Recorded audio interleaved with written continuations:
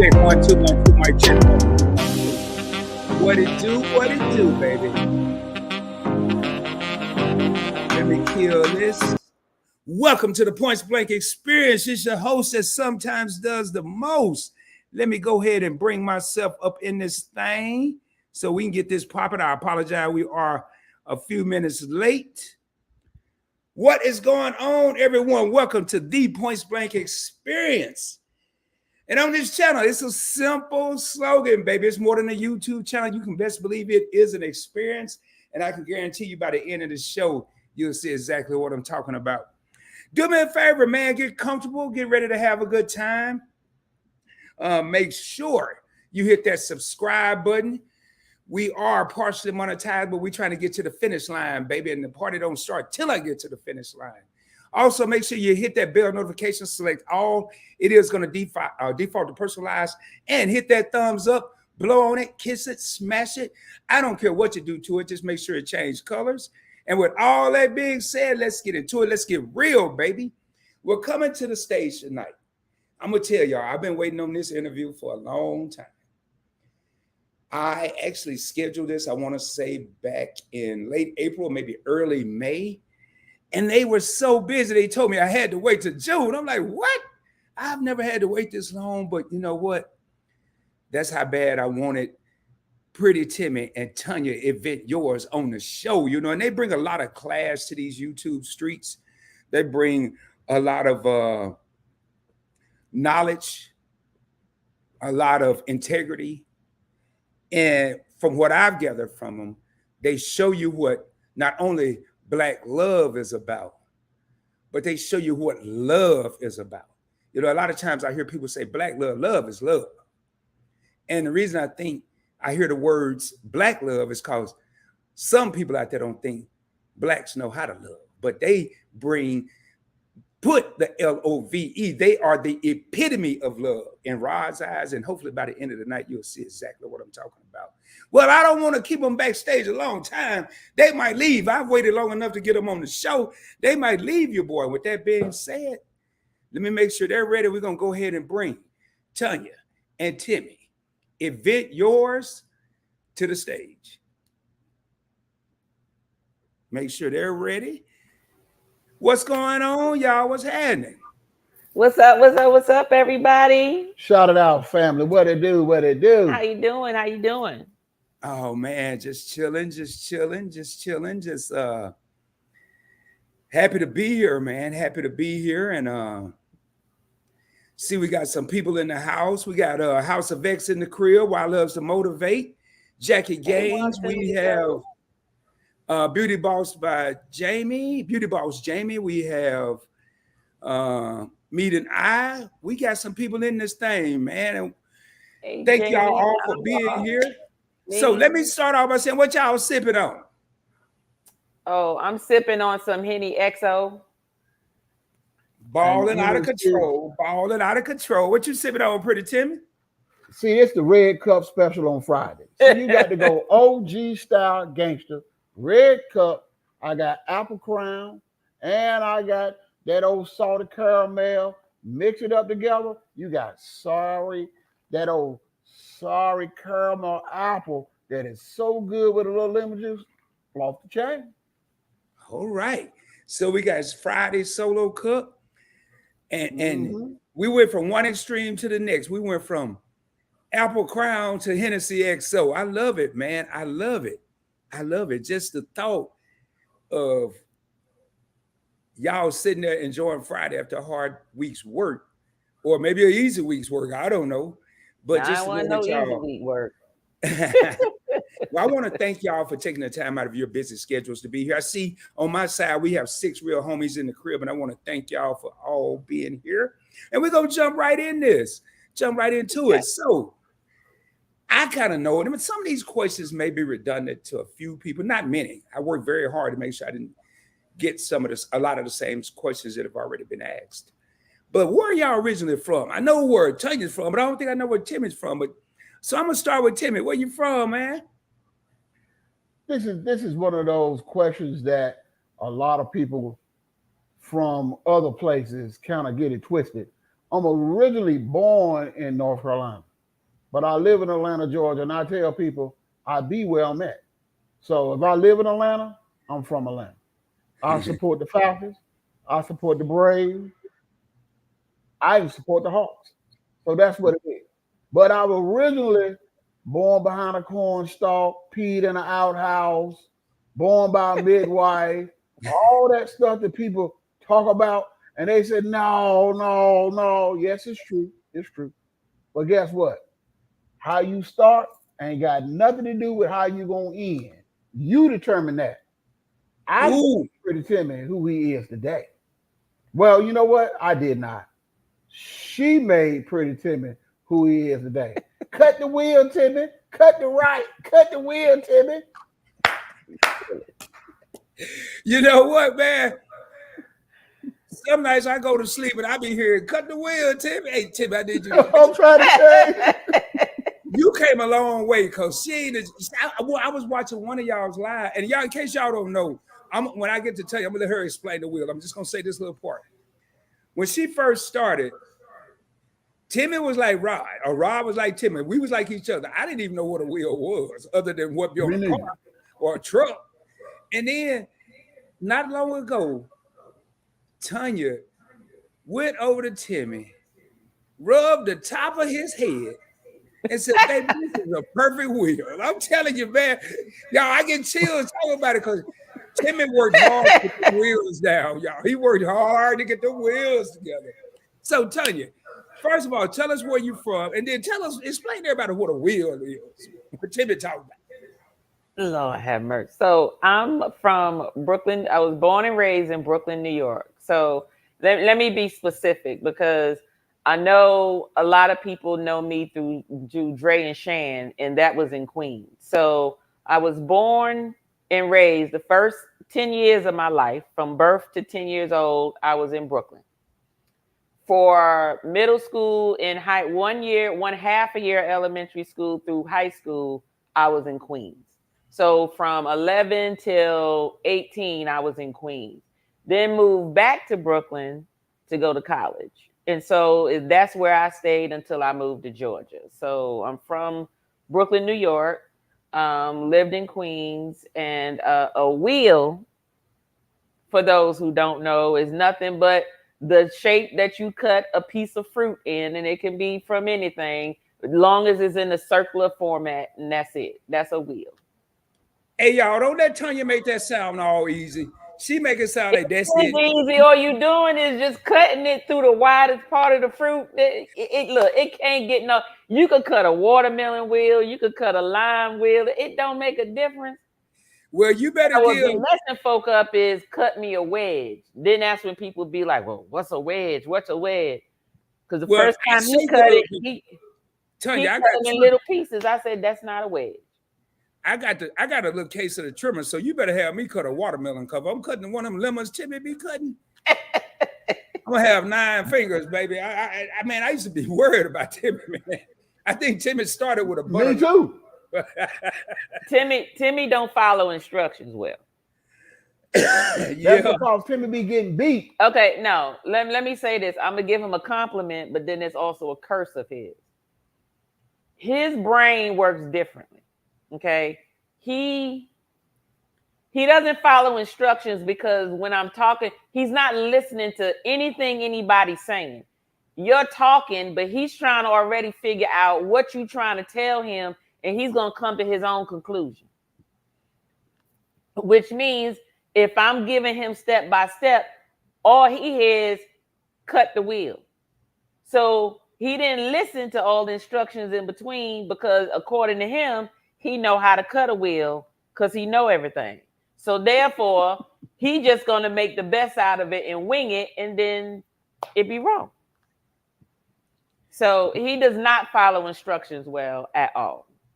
He like to give instructions, but he ain't taking them. Anwar, help me out. Don't be calling Anwar for nothing. Anwar, help me out. Don't be calling Anwar for nothing. Well, you see what Meet and I said, and that's Anwar. He say, team hashtag pretty Timmy, laugh out loud. That was perfect time. Perfect whatever time. So we got the wheel down. I'm not going to dwell on that. We got the wheel down, and Timmy is now a professional wheel cutter. And Tonya grew up, just backtracking. Timmy said he grew up behind the corn husk or the cornfield in North Carolina. Tonya grew up in Brooklyn, New York, moved around the New York area a little bit. Was it difficult for you adapting to the South, Tonya? Yes, it was. When I moved down here, I liked it. I mean, because I chose to move down here. The only difference was I felt it was kind of slow. Not the people, but just the way things were done. You know how you hear the joke, you know, you go to Jamaica and they be like, if they tell you 11 o'clock, you really ain't leaving till 11:30 because don't nobody got a sense of time. So there was always a sense of urgency up north with everything. And then moving to the South, it was very calm, very, oh, we'll do it tomorrow type attitude. And that was just unlike me. Not to mention at work, very different. It's a Southern atmosphere. You know, don't forget at that time, Georgia was a red state. You know, still is, even though it's blue, but whatever. You know, it was the way people worked. And so I was always looked at as being, you know, this aggressive, you know, aggressive, not assertive, right? Angry, not passionate, you know, type person. Because my whole thing was I came from a place where it was get your job done. I don't care what you look like. I don't care what you're doing. All I care about is you get this job done, you get it right, and it's not a problem. So I had to learn to adapt to the South, and I had to learn to become more nice, if that's a term. Because if I don't know you, I'm not talking to you. It's no reason for me to talk to you unless we have a reason to meet. If I'm just walking down the street, you're not just gonna get a, hey, how you doing? I don't know you. You know, I'm not gonna be staring at you, looking at you. I'm not gonna be doing any of that because you didn't do that up north. When you get to doing that, folks will come out and be like, do I know you? So who you talking to? I'm serious. Or if you look at people too long, they be like, what the hell are you looking at? So that's, you talking about someone who was raised in that environment. So yes, coming down to the South was very different. Do I like it now? Yeah, I mean, I like it because I've been able to adapt, but that's just who I am. I can adapt to whatever atmosphere you put me in. You know, it took a while. It took a long while. So I call myself a nectarine now. So I'm not an apple anymore from New York, but I'm not a peach. So you just mix them together and you give me the nectarine. I'm a nectarine now. Oh, I like that. I've never heard of that. I may have to jot that in my notebook and school somebody one day. Tell them they're a nectarine. They'll probably cuss me out. But that's interesting because I used to tell people when I joined the military and I left Arkansas, I went to California. Don't you start, Tonya. And and they like, man, you country, say something. Yeah, used to tease me. And I'm like, yo, I can tell you this is a fact. You can take a country boy and move him to the city and they can survive. But it's hard to take a city person to the country and they be able to adapt. It's very hard. It's very, I ain't talking about Atlanta. I'm talking about the for real country, like cotton fields and corn fields and stuff like that. You know, and I grew up like ain't doing all that. Now look, if you send me to the country with my New York money, I can survive because I'm not picking none of that. But I could pay somebody to pick it. I can pay somebody to go milk them cows and slaughter them hogs and them cows or whatever whatever the heck they do on the farm. But no, you're not catching me doing none of that. Gotcha. So I don't even do picnics. You don't do picnics? It's too many bugs. I ain't sitting on no people laying on the grass and all this type of stuff. You know how many bugs in the damn ground? Well, get you a blanket and spray around the perimeter. They crawl on the blanket rod. Spray around it, Tony. That don't mean nothing. They come from someplace else, and then you got food and you got stuff to drink. Oh, they come to get you. I ain't laying on the ground. That ain't happening. Even when I'm sitting on the grass in the chair, I make sure I wear socks with my sneakers because ain't nothing crawling up my leg. I ain't doing it. Give me some concrete. I'm gonna go sit on the concrete part, and everybody else could sit on the grass. I ain't sitting in no grass. I'm not doing it. Well, Unless it's fake turf. I sort of feel you, Tonya. I ain't laying in the grass either because it's harder for me to get up now, but it ain't about no bugs. It's just harder for me to get up. So I'm probably going to take one of them little fold-up chairs you put in the bag to the picnic. And that's what you should do. Take your fold-up chair, and I'm telling you, spray around the perimeter, you'll be all right. Yeah, I want to read this. Oh, yeah. Your favorite couple says, at Meet I, Rod is about to go into their DNA with the questions. Stay tuned. Yeah, man. You know, I got them questions now. And I'm sorry, I almost skipped over, but I saw Meet I said facts, Shelton, and I had to go back. So I'm going to save this one question, man, because I know the story and it may take a little longer and it's kind of hilarious. No, I got a lot of people here, but I'm going to go ahead and ask it now. So before I ask that, though, tell you, I always wanted to know. I can hear myself in the background too, by the way, but that's kind of cool. But can you fight? Can I fight? Yeah. Hell, I gotta survive. Yeah, I know how to fight. You like you can throw them hands, boy. You like you get somebody about 12 seconds to piss you off back in the day.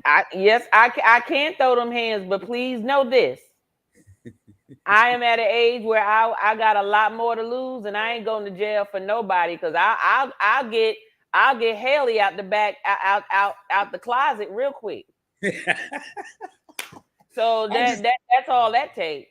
I'll get Haley out of there and then bury in the backyard. That I ain't going to jail for nobody.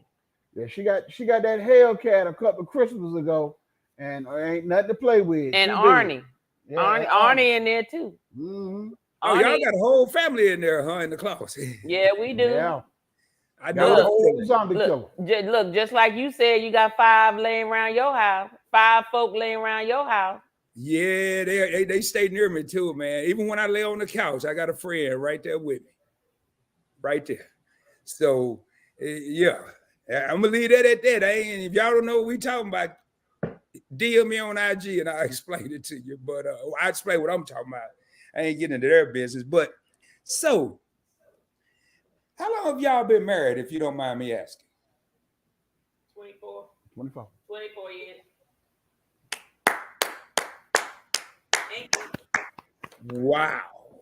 24 years is a long time. A long time. Man, congratulations, y'all. Do y'all ever feel like y'all, even after 24 years, do y'all feel like y'all still getting to know each other? You said, do it feel like we still getting to know each other? Yeah, even after 24 years. Well, yes. Let me tell you why. Because out of those 24 years, let me see, you retired in 2015? Yeah, 2016. 2016. So the last 7 years, we've been actually together consistently. So he's military, right? So there's times when he was not here most of our years of marriage. So you're talking about, 14, 15, 16, 17 years? 17 years of him being gone and then back and then gone and then back and then gone and then back. So he didn't get a chance to get on my nerves yet, through them 17 years. But yes, when he retired and he was home officially, there was a big transition that had to take place because this was not the Marriott. This ain't the base. This ain't the hotel. You can go and get the toilet tissue out the linen closet. Maria ain't coming to clean the room and clean the bathroom, and you just wake up miraculously and everything is replenished. You at home, you're gonna have to get some of that yourself. So there was still been a lot of getting to know each other more, just being together on a full-time basis. So yes, we're still getting to know each other. and working around certain things. We understand how each other tick. So we know what to say, what not to say, how to move, when to say things. And then, of course, we've been married so long, sometimes we don't care. We just say what we're going to say and argue about it later. And that's a question that I had for you, Tonya, separately. And I think you pretty much just answered it. And that's one of the reasons I don't like to let the people know the questions I'm going to ask, because I jump around a lot. And if you answer a question, then I can go to another one. But I'm probably going to still touch on it. But I have a question for Timmy. Timmy, real quick, and I'm going to kind of go backwards with these couple of next questions. What rank did you retire at? I retired as a E7. That's a master sergeant. Okay. Well, then you about to be able to totally relate. Maybe a little different in the Navy than the Air Force. I retired as an E8, but once you make E7 in the Navy, E7, E8, and E9 is really no different other than pay. We're the only branch in the military that does a initiation. Right. But Tonya, in Timmy's defense, when I made E7, I don't know about the Air Force, but no longer did I have to make my plate. I didn't have to fix my own plate. I didn't have to make my bed. I didn't have to do nothing. I had people that did it for me. Mm-hmm. Yeah, that's right. Sometimes you forget to forget about all that stuff. You know what I'm saying? And then when you go home, it ain't that you expect your spouse to do it. It's just what you're used to, and then you have to kind of transition in your mind. Exactly. Yeah. Now, exactly. Tonya, I do want to say this to you because I know how important it is. A lot of people in the civilian sector don't understand, but people in the military will. I don't run around saluting civilians unless they are a military spouse. And right now, I salute you because a military spouse is one of the hardest jobs in America. Say it.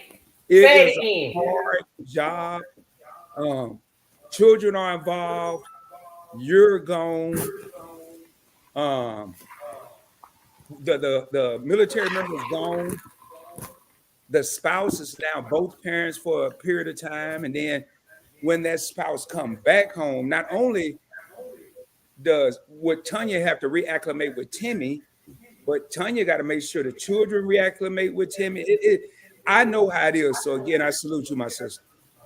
Thank you. Yeah, it's hard. It's hard because the thing that I've learned is that being in the military, and you can test to this, as long as we always on the clock. And the military, you become a family. You just don't cut that off. You know what I'm saying? We always still mesh. The mission always goes on. There's no such thing as, it's just like now a white collar job where you retire, you get a pen and you get a pension and you walk away. You never walk away from the military. Just like I had a friend of mine called me tonight. He had a situation. He needed a question or two. And, even though he was shucking and jiving, but it's still something that, need to be answered. You know what I'm saying? That's how it is. It's always something, you know what I'm saying? But the military, we become family and we rely on each other for words of wisdom or advice or whatnot. But the thing about it is that I have realized that the reason why I retired, I got to make Tonya feel comfortable that she is number one. The military is no longer number one. The military is number two. It might be 3, 4, 5, or 6, but it's no longer number one. So she comes first. Before the mission and everything, I get twisted.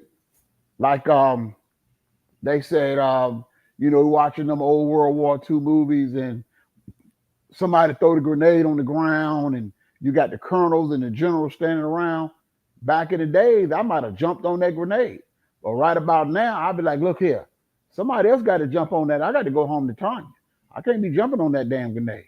Somebody else got to get on that thing. So it's a different beast out here now. So you know what I'm saying? My thing is I owe my family something. I done did it for everybody else's family. I owe my wife, I owe my kids, I owe them something. So I have to pull back, and mentally it's hard.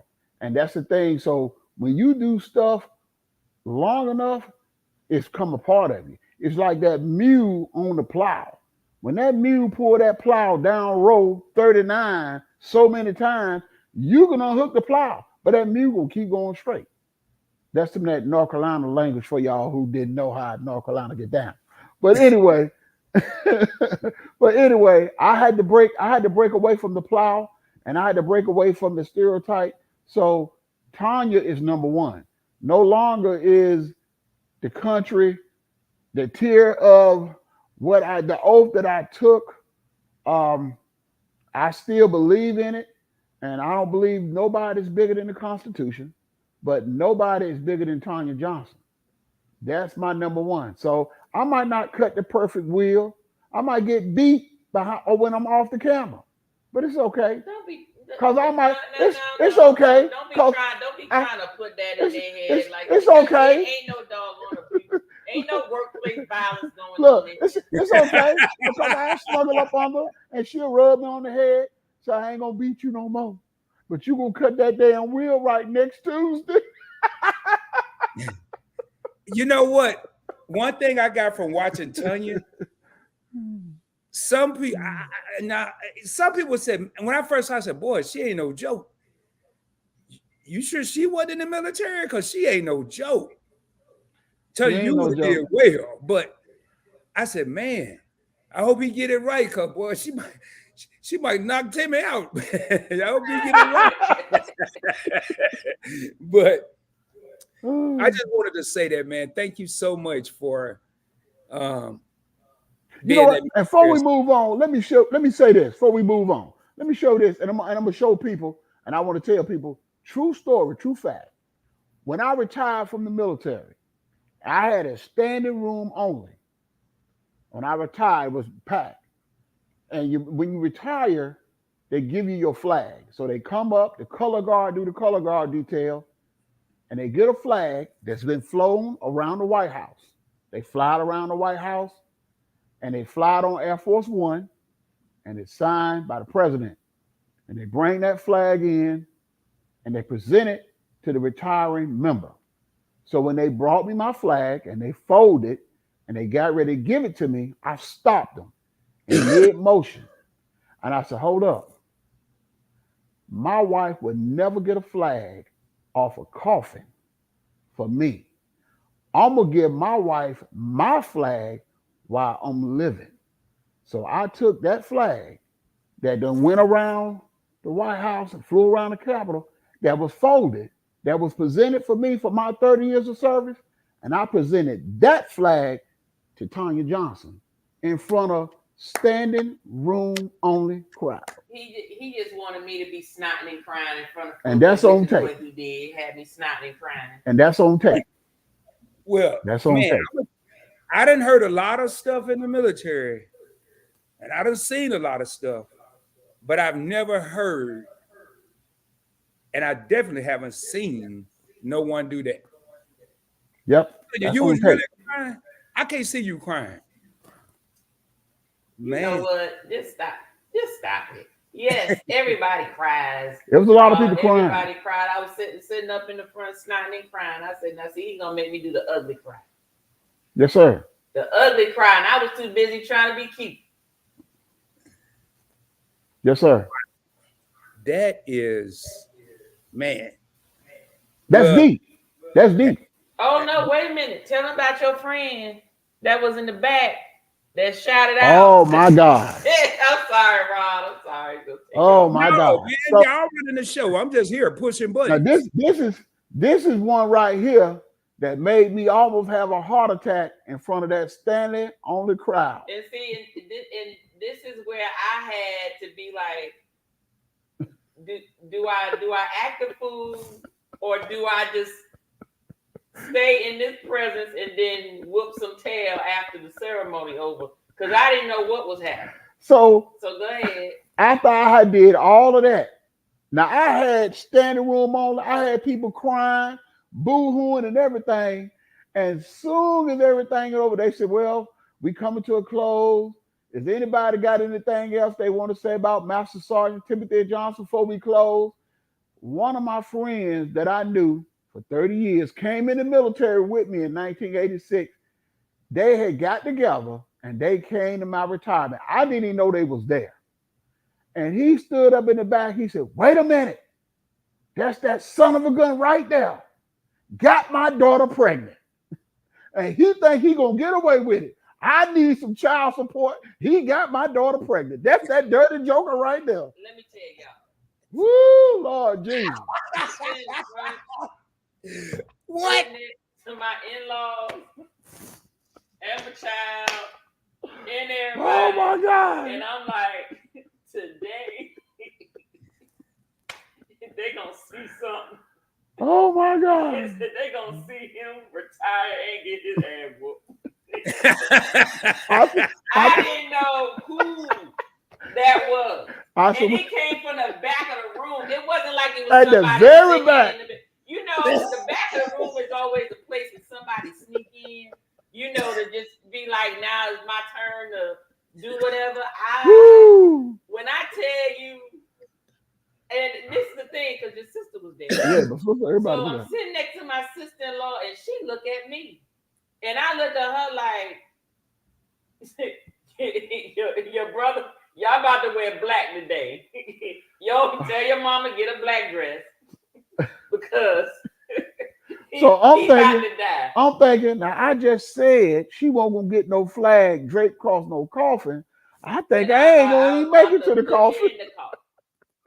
But it was actually one of his colleagues that actually he didn't know was gonna make it, and he actually surprised him. So he said that to let TJ know I'm here, you know, in that term. But let me tell you, that right there, that was a whole feeling right there. Going, you know what, boy, y'all made it to retirement. You about to die, sucker. But that's y'all all right because I'm getting all the benefits. Y'all had it, and I military man, life. I had seen that joke in 30 years. Our boss wanted to kill him. I said, man, you got me in front of all these people, all these white folks. Half of these folks don't like me sometimes. I said, I know someone was like, yeah, we gonna get, you know what? He used to run his mouth and talk. Yeah, he gonna die today. Let's see her killing. Wow, man, that is hilarious. Man, it was, brother, you should have seen it. It was off the chain. I can only Best imagine. retirement ever.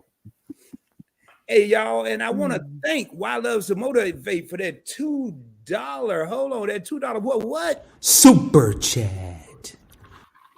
And just so y'all know, super chats are in full effect. That's all I got to say about it. You don't know what it is? Ask a friend and explain it to you, but it starts with a $sign down at the bottom of the screen. Super chats are in full effect. And hold up real quick.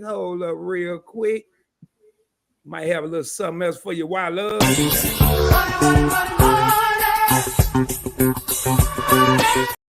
All right. Thank you for that super chat. Appreciate you. So you got people pranking jokes at you.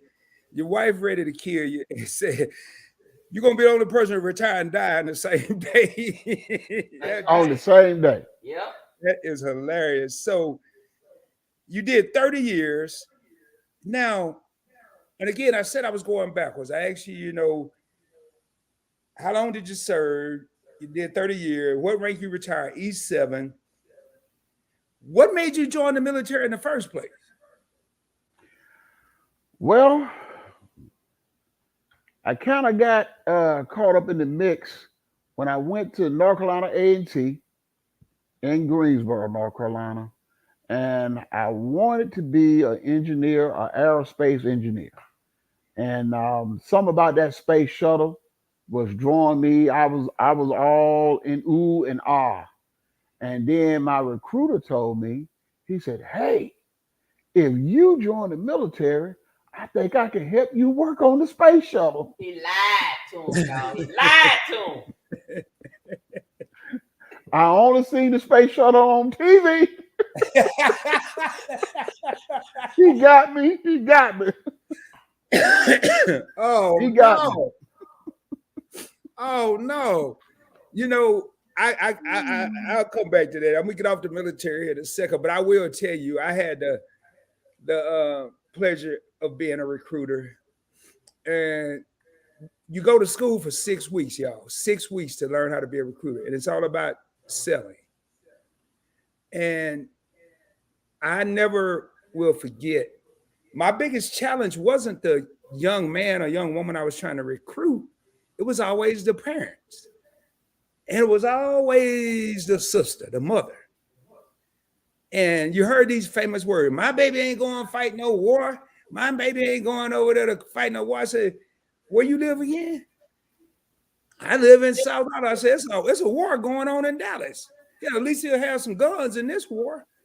I mean, you know, That's right. That's right. I mean, but anyway, y'all, man, I'm gonna have to get with y'all offline about these. Y'all got some funny military stories. So, Tonya, what made you start a YouTube channel? What made me start? Oh well, Chantel. From Dre and Shan, she actually talked to me about starting a YouTube channel because I was already doing tasting. So, you know, for those who don't know, I started off learning about wines throughout a wine club. And my plan after I retired is to open up a tasting bar. Okay. So not a club, but a tasting bar. And I was talking to her about my wine tastings and stuff that I was doing. And she said, oh, well, you know, why don't you start a YouTube channel? You can do that on YouTube and you can teach people about the wines and everything. And so I said, you know, I don't really like talking publicly to people. Like I do it at work because I get paid to do that. YouTube ain't, you know, they ain't one paying me. But I found that it helped me with that. It helped me with my anxiety of public speaking. And really in the beginning, it was more of talking to the camera. So it was okay. But the lives is actually my therapy with putting myself out there with no script. You know, there's a plan, there's an agenda, you know, with what I'm doing, but there's no script. And it allows me to be vulnerable in front of a bunch of people, no matter how many is watching, and learn how to maneuver and deal with sort of things. So that's what got me into it. So my YouTube channel really is a form of therapy, but it's also really to just get my business name out there. So when I do open up the tasting bar, people will know who Event Yours is. So I just add the word of spirits on YouTube because that's what I'm focused on. But Event Yours is an event planning business. So, but I specialize in spirit tasting. I did away with the weddings. I don't do those anymore. I used to do those years ago. And sometimes it's just the people in the wedding party that I just can't take no more. And I was just like, you know what, this just ain't worth it. So I just prefer to do small events, you know, and then specialty is the tasting piece of things. So that's how I got started with my YouTube channel. Just sharing with everybody what I learned. And there's some things that I haven't tasted that I'm on this journey of expanding my palate for all different types of spirits. So when I taste it, y'all are just going to join me in tasting it and just see what my reaction is. And hopefully if it's good and you want to try it, then you can taste it, you know, and take that information out. So that's how all of that started. Well, that was one of my questions, Tonya. How did you become so knowledgeable about all these different spirits? And I know some of the drinks you make and you show the people how you make them, but how did you become so knowledgeable? I mean, you be naming stuff that I don't know what it's called. Like when I go to Total Wine and More, I ask for where can I find the cap that go on the wine? And you know the real name. The cap that go on the wine. So you name something that I forgot what you called it, but you put it on The the wine. aerator. Yeah, the aerator. Yeah, you talking about when you pour it? No, you put it on the wine and you did something and it made the top come off with the little part that Oh, you talking about the score. The yeah, the score. score. Yeah. Yeah. Y'all, So you I'm up in Tonya's live like this, y'all, with a pen and notebook. Like, I mean, it was like I was in class. She was schooling me, y'all, for real. well, because that's what I do. So I try to learn as much as I can about anything, especially if I'm gonna share it with somebody.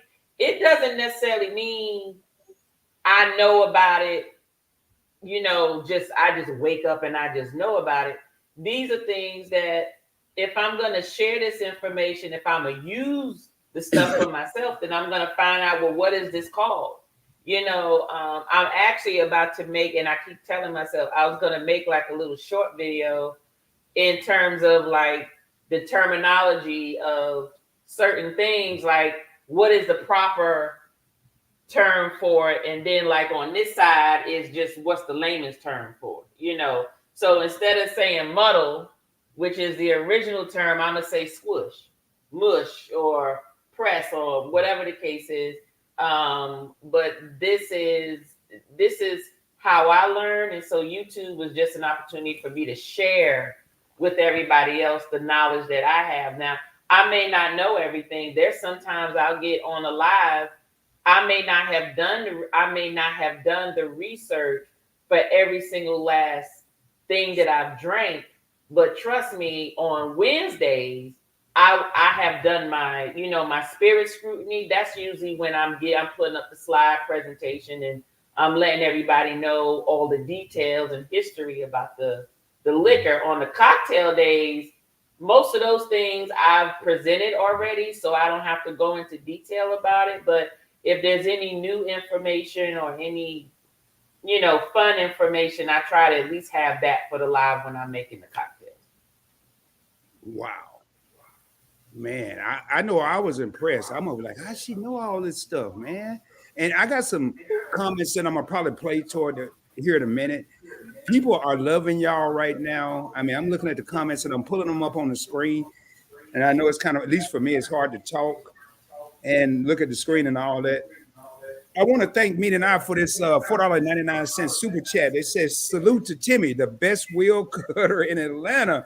And, from what I'm hearing, one of the best, if not the best husband in the military, because what he did for his wife, I've never heard of. You gotta get one of these. You gotta get one of these. If you ain't got one of these, I ain't never heard of that, and I done did a lot. But it's only one, and I got it. I'm gonna look for one because ain't no more pretty Timmys, y'all. Right. There's only one for me. That's it. It's just one. He's the only one for me. So y'all gotta get your own. That's all that. But trust and believe me, she can fight. I done got threatened a couple of times. Don't make me beat your ass. Don't make me. I never said that. You need to stop. Okay. Let me tell y'all. Okay, look. Let me explain something to y'all.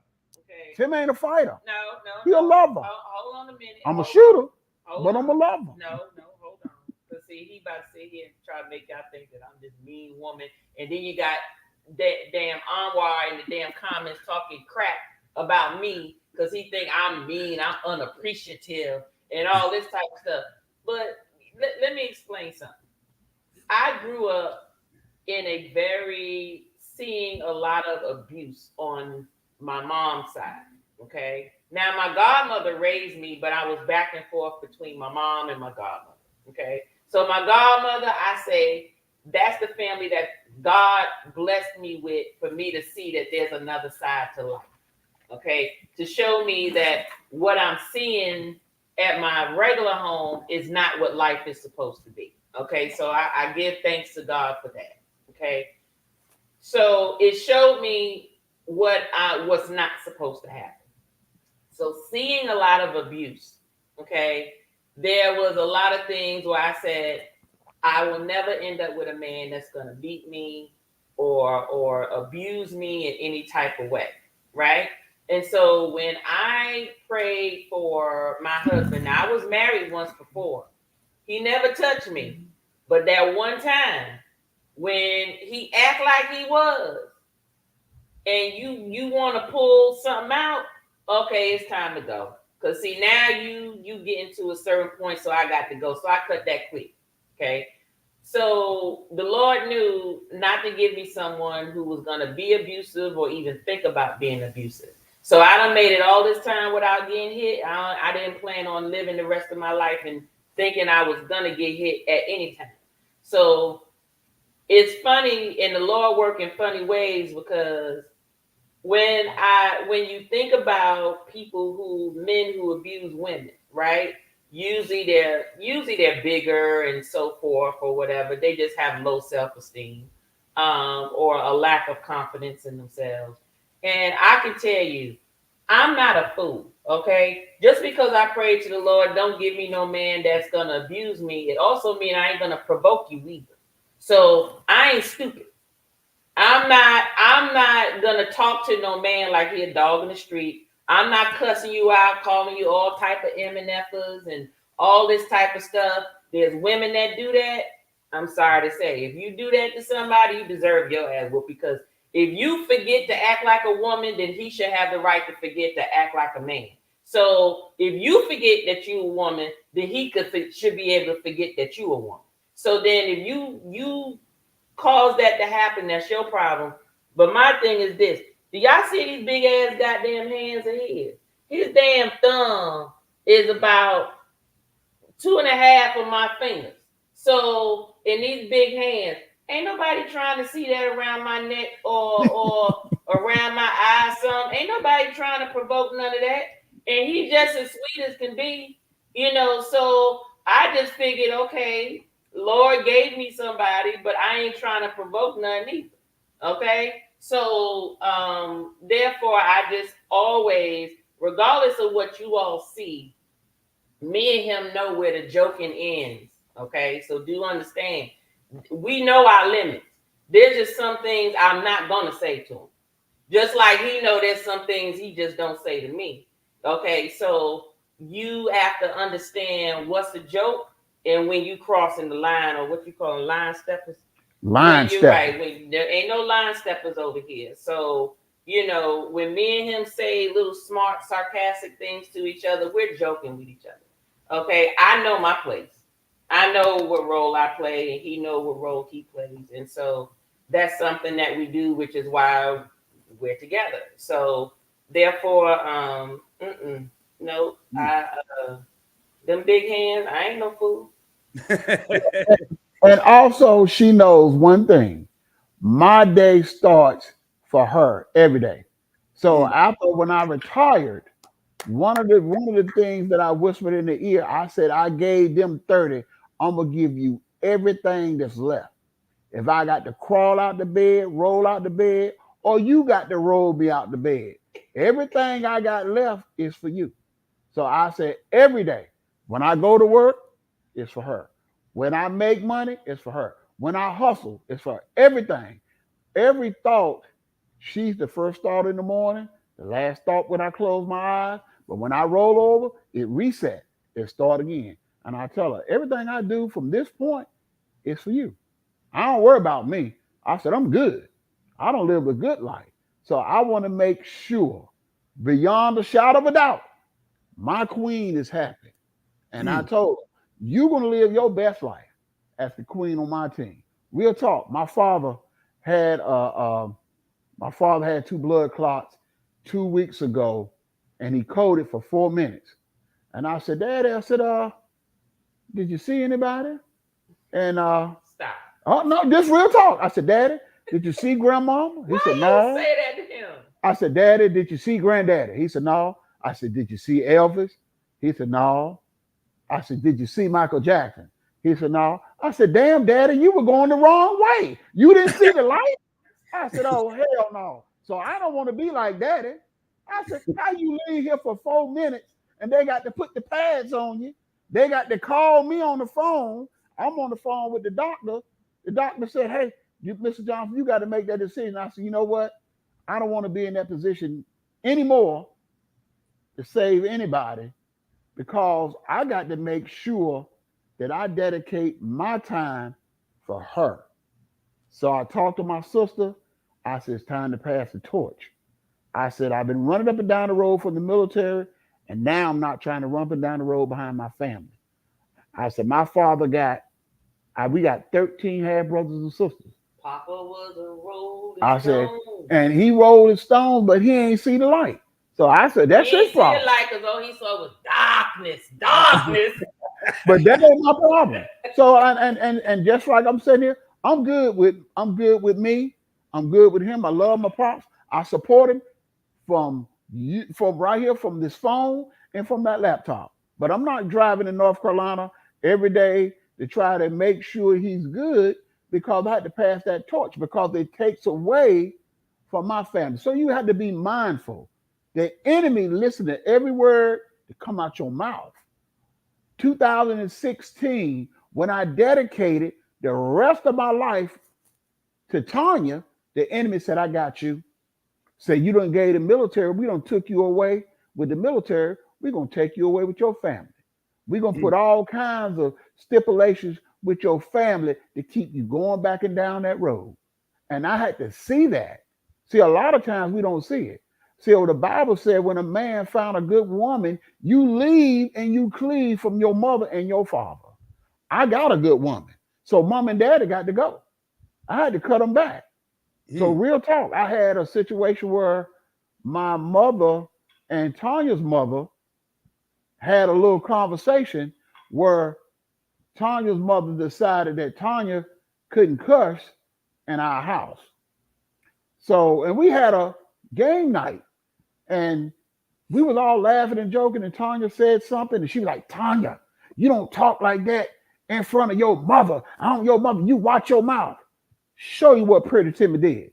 I stopped being Pretty Timmy for a moment and I turned into a motherfucker. I said, stop the music. Turn the music off. I said, hold up. Ain't but one queen up in here and ain't but one king up in here.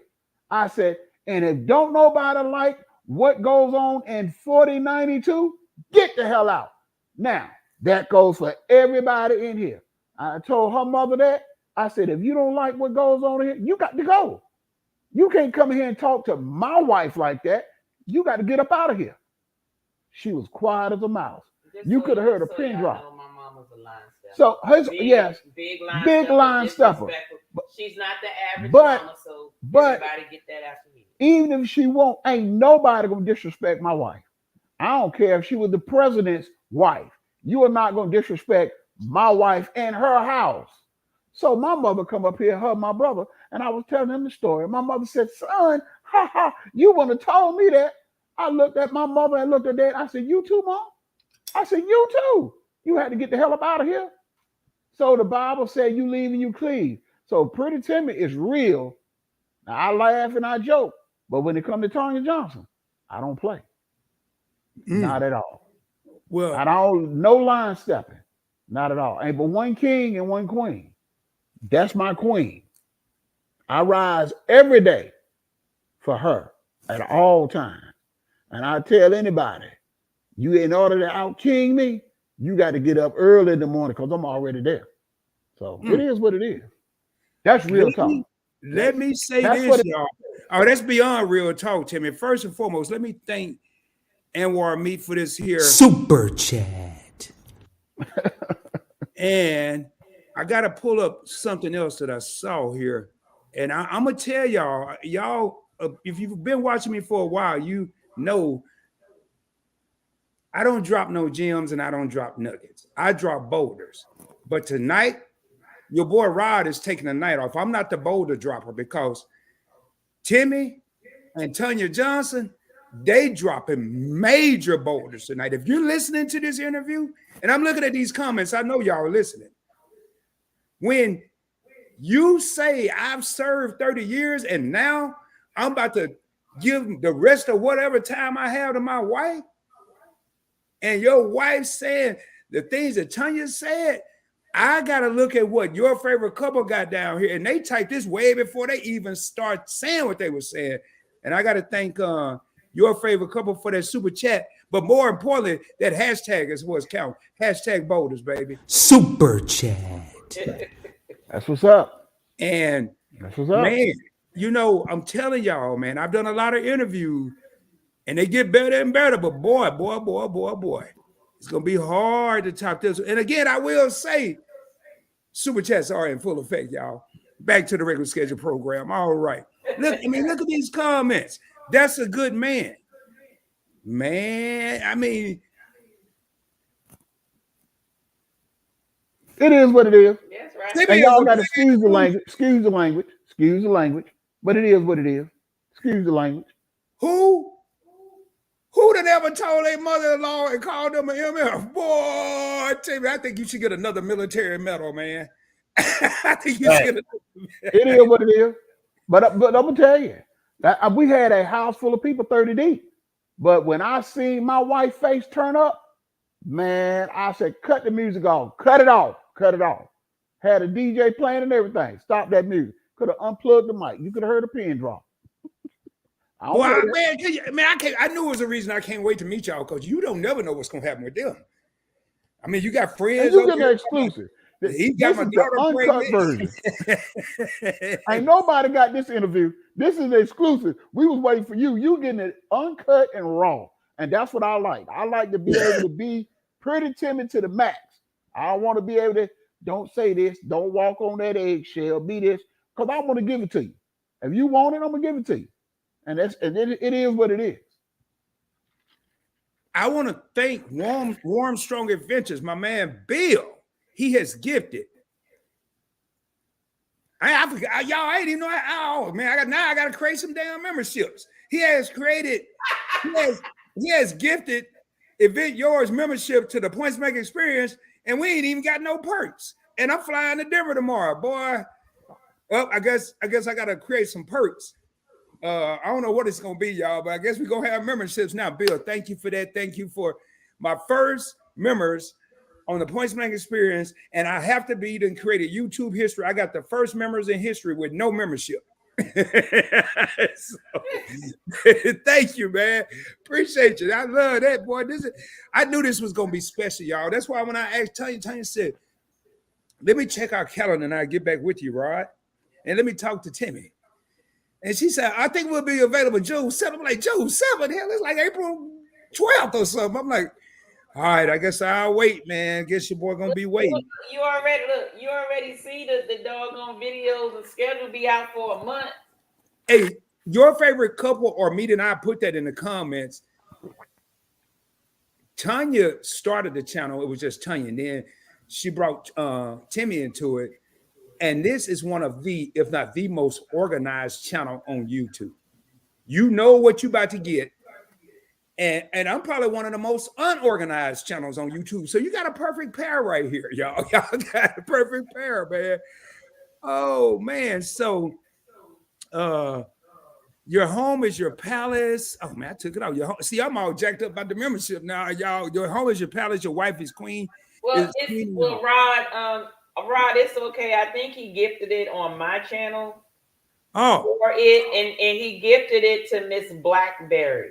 Oh, you're right. You're right. Now that I see this, he gifted it to somebody already. Now it's a way I can see if it's my channel. Thank God, Bill. Thank you. Okay. Thank you. Go, boy, y'all don't see this sweat on my head, man. Look like I got some of that Jerry Curl juice up in my hair. I'm over here sweating like I got to come up with a membership now. Lord have mercy. Look, Keisha A said, Rod, sorry to bring you out the clouds. No, I wasn't in no clouds. I was in the worried clouds. Thank you, Keisha. Thank you. I wish I'd have saw that quicker. But now that I can breathe. All right. So, y'all have been a lot of places traveling. What has been y'all's favorite vacation? Well, you know what? Me and him vacation different. So I'll let him go first. I would say the Hard Rock and Cancun. Yeah, Okay, now yes. Oh my God. We can agree to that one. The Hard Rock in Cancun is all inclusive. We had signed up. Now, the first time we went, of course, we went and looked at the presentation. Yeah, right? did a presentation. And no, we had a couple tell us about it when we was leaving. Flying out of there. Right. So a couple told us about it. And then we came back next time, we signed up for it. And what we did was we didn't do like the 11 million weeks or whatever. What we did was we only purchased 4 years. Right, like 4 years. 4 visits basically. And because we wanted to wait until our daughter was out of high school, right, out of high school type of stuff. So that Hard Rock Cancun, it was big enough where it had everything, but it was small enough to where you can enjoy yourself and you didn't feel overwhelmed. And let me tell you something, for the people who were members, they put you on certain levels of the hotel, and they had a certain level for you, like your own area, where you had pool, jacuzzi. They had the beds around the pool and in the water and stuff. You can oversee all the activity without you being in the middle of the activity. And they had waiters and waitresses that bought you drinks. And let me tell you something about the food. The food was all day. The food was from 10 a.m. until 6 p.m. The type of food they was bringing you had prime rib, you had shrimp, you had prawns. The prawn shrimp, not them little shrimp, them was some big shrimp. They had rice, they had salad, they had sausage, hot dog, ham, anything you can get from down there and in some of the restaurants you was able to get at the leisure on this level, overseeing everybody. Now, if you wanted to participate in the main pool, you had to go down there, like if you want so to we had the infinity pool. So we was at the infinity pool that we overlooked the main pool. So we were at infinity pool on the rooftop. Let me tell you something. It was like clockwork. We would get up in the morning, order room service inside. The rooms was real nice. Overlook some of the water. We would leave out the room after we finished eating every day about 11 o'clock. We'll go get a little bit of lunch from the buffet or whatever, or not even a buffet, just like a little snack or something. And then we would go to the members area, and we would stay there all day, chit chat, talk with people, lay out, eat, dance, party, everything. Order the food, and then we take a nap around 3:30, 4 o'clock. We wake up about 5:30 and was like, let's get back in the water till about 6 o'clock. And then we leave and go back to the room, take a shower, get ready for dinner, go to dinner. Then they had the party, they had the entertainment. Hard Rock off the chain. It was, I would say, those 3 years following that was like the best vacation. That was just perfect blend of everything that he wanted and everything that I wanted. Yeah, you had to get up in the morning, early in the morning to beat the Hard Rock, and we had our waiter name was Adolfo, and which is also my brother's name. Oh my goodness, we were laid out in that lounge chair, and he was constantly, Mr. Johnson, another purple rain for you. I said, yes, sir, another purple rain for me. And he would go get them purple rain, and man, I stayed lit the whole time. Yes, Mr. Johnson, you want prime rib? You want shrimp? Yes, some prime rib and some shrimp. Man, we were laid out. Man, we was laid out. Those were the best 3 vacations ever. So we went to the one in Cancun and the one in Punta Cana. The Punta Cana one was The Punta Cana one was not as nice as the one, because the one in Cancun had the infinity pool. That bad boy was nice. I mean, when I say it was nice, but the show was nice.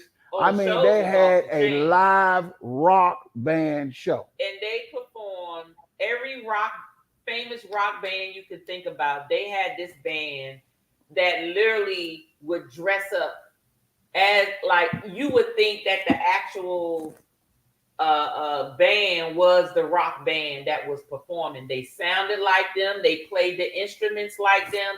Everybody was singing. It was off the chain. Yes. I mean, the entertainment, the food was A1. Man, Hey, y'all got Rod, me ready to go. Keisha on you right now. Yeah, I'm looking at that. I'm about to pull this up. Man, you know what? And I'm gonna say this. Get him, Keisha, get him. House of X has a question in place of the membership, Rod. Now, this $4.99 super chat is in place of the membership. Now, Rod, get on it and get yours in place. To be honest, y'all, I really haven't thought of what I would do for a membership for this channel. I may have to get with some people and come up with, get some ideas and then maybe do one. But I want to thank Keisha for that $4.99. What? Super chat. And I noticed I don't even have a membership. I have a membership soundbite for PBT, but not for this channel. So thank you so much, Keisha. And for everybody that super chatted, I wanted to kind of wait because we were on the road, but I want to thank all of y'all.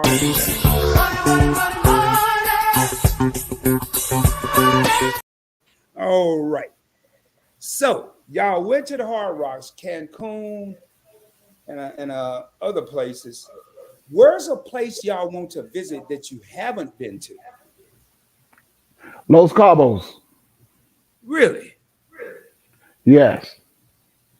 We want to try to get to Los Cabos. We was trying to go this time for our family vacation. It was just a little bit too expensive and it kind of got away from us. But we're going to hit it up and we're going to make it to Greece. So that's Greece next year. So we already got that scheduled. Wow. Because I've been to Cabo two or three times. And I went there once with the Navy, twice, because I went once with the Navy and once without the Navy. Very fun place. Very fun place. I'll tell you, when I went to Cabo, Timmy and I, you may or may not be able to relate to this, but it was a club, not that you can relate to the club, but it was a club called a Squid Row. And I was dancing with this young lady, and this dude kept dancing, disrespected her. Not that he was dancing, but he was dancing all up on her.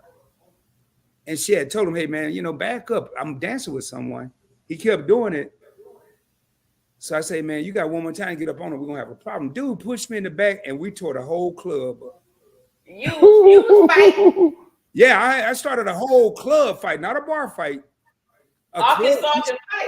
This club was 2 stories, and my boys, they stopped the music, turned on the lights. My boys said, we got to go, man. The federales are in here. We got to get you out of here. So I went out outside door. They flagged down. Police. Oh. Yeah, they flagged down a cab. The next day, man, I went out to get breakfast. I forgot all about it happening. Went out to get breakfast, and everybody I saw like 6 people. They were like, hey, man, you might want to hurry up because the whole ship looking for you. They said, if anybody see you, take your military ID and bring you back to the ship. You in trouble. I said, whatever. And then the next person told me, all right. And by when we got to person number 4, Tonya and Timmy, I said, can I get a check? I got to get up out of here, man, because everybody was telling me this, and it was happening within minutes. Thanks, Keisha. Good night. And thanks, East Dad, for stopping by. Good night, y'all. Thank you for that super chat. Thanks, Keisha. And more importantly, thank you for relieving me of that membership thing. And when I got to the ship, this was the first time I went to the Cabo. When I got back, finally had to go to the ship because I had duty. They told me I couldn't leave the ship until we got back to San Diego. I could not leave the ship again. So, yeah, it was very interesting. So, okay, was that your girl? No, I didn't even know this woman. So what you fighting for? He was disrespecting him. He was disrespecting her sister. Okay, but you don't almost lose your military. No, I didn't fight because he pushed me in the back, Tonya. Oh, okay then. So yeah, he pushed me in the back while I was dancing. Yeah. Arkansas said you ain't gonna punk me out. Arkansas said we about to swing, and I ain't about to let you know. I'm just gonna hit you. I'm just gonna hit you right in the mouth, and then at that point you'll know we fight. So Right. me that I don't stay in trouble, people be messing with me. Hey, Warm Strong Adventures, man. Is this really for me? Well, whether it's for me or whether it's for event yours, I want to thank you for that No, $4. that one's on you. That one's yours. Super chat. One more time. Super chat. Huh? Super chat. Thank you, man. I had to make sure, man. I gotta make sure it stick. Make sure it stay here like a subscription. All right, so y'all want to go to Cabo? Is that tell you? I saw you doing some little hand thing. Like, yeah, I don't know about Cabo. I mean, Greece was my priority preference, but we're scheduled for that next year. See how organized they are? They already scheduled for Greece and all that. We're scheduled through October next year. God, I mean, I'm scheduled through August of this year. I'm scheduled through October of next year. Oh, I heard y'all way more. Man, God. So, Tonya, what has been your biggest accomplishment in life? Just you, individual. In life? Yeah. It could have been yesterday, it could have been 2 weeks ago, could have been 20 years ago. What's been your biggest accomplishment? Well, there's different type of accomplishments, and I don't mix them together. Okay. So I got personal and professional. Which one are you asking about? I want to hear both, if you don't mind. Okay, so professionally, I'm finally sitting at the executive table in a red state at one of the top Southeast Hospital academic medical centers. So I'm happy about that. It took a while, this being Black and being a woman, it ain't easy being in corporate America, and climbing up the ladder is not easy. So you always got to be better, 2, 3, 4 times better than the next person. You got to be overqualified, and you got to be even more efficient and competent. So that's my best accomplishment. Thank you, Etta. And personally, I done married this fool. Yes. Yeah, you got one. Oh, the only one. You got one of a kind. So yeah, I totally agree with that. Yes, I got a man who's actually a man. Okay, he is actually doing what he's supposed to do. I ain't got to worry about getting the grass cut, and I'm just talking about traditional man stuff. I'm not role playing anybody, and it doesn't mean is anybody less than if you don't do these things. But your typical traditional man here, in addition to some extra stuff, let's just say mama raised him. I'm a hustler. Wow. So real quick, let me just point this. So I want to hit it before they leave. Fanny, I want to thank you for that $19.99. Super chat. Man, Thurston, which is my assistant, he ain't on his job. He think he was over there asleep then. But also, I'm serious, man. Thurston be tripping sometimes.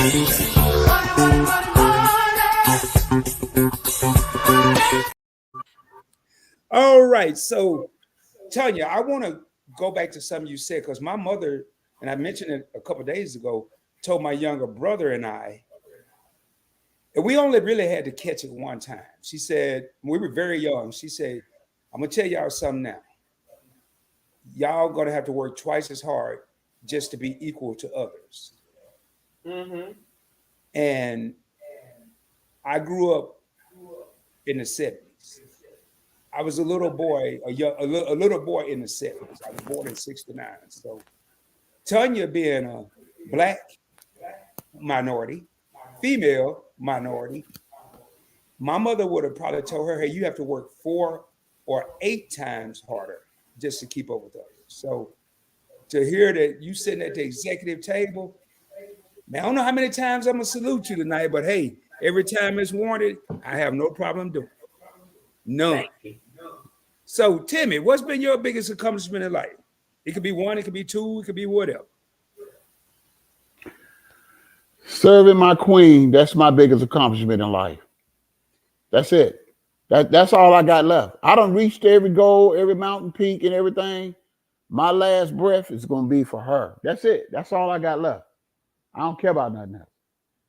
You know what I I'm saying? She told me love. the other day. She said, the patio looked like crap. I need to fix it. So you know what been on my mind? I need to fix that patio. So that's what I've been working. I went all the way to Home Depot today, took pictures, got pictures of lumber and everything. So I said, I'm gonna get right on. That's it for me. You know what I'm saying? My life is simple at this point. You know what I'm saying? I got 4 more years while I retire from civil service. And when I go, she goes. I said, I got enough money that I done strategically maneuvered in life. We'll be set for the rest of our life. We're going to enjoy it and coast out. So that's it. Let me answer this for him. Okay. His biggest accomplishment, which he does not talk about, or maybe he doesn't recognize it because he feels that he was in the military, so he probably doesn't recognize this. But he made sure that our daughter knows what having a father is, knows what a good man is supposed to be and do. Basically, really shows her what a woman should be looking for. Also sees how a man is supposed to treat a woman. So to me, I think his biggest accomplishment is preparing the future legacies. This includes his other two children as well. I have two stepkids. They're much older. 20, she'll be 28, and the other one will be 40 next year. So he's 39. And so he was an example of this is what it is to be a man. This is what it is to be a father. This is what it is to be a husband. And so for the girls is you don't accept anything less. So believe it or not, both of them, they ain't got no boyfriend. They ain't got no partners. So, cause their whole thing is ain't nobody out here right now. You know, so you got a 27-year-old about to be 28, and she like, they stupid. They stupid out here, daddy. I don't know what the hell they doing. And then I got the 21-year-old just be like, ain't nobody just piquing her interest. So she just focused on school. So it's, to me, that's his biggest accomplishment to me. That matters for our legacy going forward, which a lot of times you don't see that in families. You know, daddy can be there, but if daddy busting mom upside the head, that's not a good look, right? Or daddy's not here, or daddy's not connected, or whatever. So to me, he's more than just his military and just what he does for me. I look at what his example is in this household for the children as well as for the rest of our family, because there's not many people that can stand in his shoes right now. Well, and to add a little bit to that, yes, that is correct. We lead, but we're a power couple, so we lead a team. A friend of mine came over tonight, celebrating his birthday. He wanted to have a drink, but the first thing he said was, Miss Johnson, you and Mr. Johnson, you know how y'all do it. He said, first, I got to get a toast for, we can even get him a toast for his birthday. He wanted to toast us. He said, because y'all do it. You know what I'm saying? He said, everybody want to be like the Johnsons, not like the Joneses, but everybody want to be like the Johnsons. But my thing is, I do try to lead by example. But I be for real when I talk about being on that king shit, not just KING. I be on it every day, all day, up on it. And like I said, and I tell people, be that. Be a better person than you was yesterday. You know what I'm saying? If you see somebody in the street and you riding down the road and the man flip you off, you ain't got to flip him off back. Sometimes you got to look the other way and grit your teeth and all that stuff. Sometimes when you see that person out on the road and they homeless and they asking for $1, don't assume that they gonna buy some weed or go buy some liquor, because guess what? You don't know who could be standing at that corner. Jesus can come back and be anybody. You know what I'm saying? So I said, hey, I ain't worried about that. What they do or what they don't do, take this dollar. Because I got plenty more where that one came from. But when God put on your heart to move and be something better for somebody else, that's what I do. And I do it all the time. In fact, now I keep a pocket full of change, not change like in change. I keep some loose money, like some fives and some tens. So when I ride through the streets of Atlanta and I run up on somebody that I feel that really needs that, I give it to them. Because like I said, God has blessed me. I'm blessed. I come home to a nice woman. I got a nice house. I got a nice family. I got decent cars to drive. I'm not hung up on the Mercedes and the Bentleys and I got to have a Range Rover, them piece of trash that everybody wastes their money on to impress people. But I'm blessed. I got the favor of God in my life because I'm still here. And then I got a queen on my team. That's the difference. Because when you got a queen on your team, everything, it seems like it's easy. So I'm blessed. So like I said, I'm what I think is I'm grateful for, and I think that my biggest legacy to this day is still living for my wife. That's just me. That's what I feel to the core for me and my children and for other people. Wow. And Tonya, thank you for bringing that up because we definitely would have never heard Timmy say that. And what you just said spoke volumes. And I love how y'all, before this interview, y'all, and I've never done an interview where I didn't learn something new about the individual or individuals I was interviewing. I knew they had a chemistry. I could see it on the channel. I didn't know to what degree. But now, man, and I got to go back up because House of X, I hope they're still in here. They had a question, but man, just to hear how y'all feed off each other, how y'all bounce off each other, it blows my mind. And when I was looking down a while ago, I had to add a question to my interview that I want to that I have to ask because it was something that Tonya said in another live stream in the comments. House of X, hopefully they're still here, and I apologize, guys. At the Points Break Experience, question for the guests: what are some of your favorite moments you love when you travel together? Pool bar. Yes, that's our favorite. That's our favorite. But they asked what's our favorite. So name some of your favorites and see if we match. Making sure when Tonya go to the pool bar, so this is my favorite. So when Tonya go to the pool bar, she be tipping that joker $20 and all that. Is yes, Miss Tonya, and yes, Miss Tonya. So I go right on over there and sit right next to her and put my arms around her and say, "Oh yeah, can I get XYZ?" So he be getting drinks off my tip. I be tipping so I can get my drinks because, like everybody knows, the pool bars get crowded. Okay. So what I do is I tip nicely at the beginning once they get my drink right. Once they get my drink right, I say, this is how I want you to make it every time I ask for my drink. So I'll give them a tip. So then that way, when the crowd start coming, all I have to do, I don't care if I'm at the bar or on the other side of the pool. As long as I can have eye contact, they look for me, I put my finger up and they making our drinks. And then they hold them up and let me know, come get them. I come get them. I reach over 4, 5, 6 people, get my drinks and come back. Yep. So that's how the pool bar work. And we like to be there because he like to talk and I like to drink and I like the music. So therefore, the pool bar, I would say, is like my favorite moment when we travel together is being at the pool bar, as long as it's not too hot because he think he gonna melt. He don't like the sun. He rather stay in the shade or he'll wear a bucket hat or something, just keep his dome from sunburning or whatever. But me, I like the sun.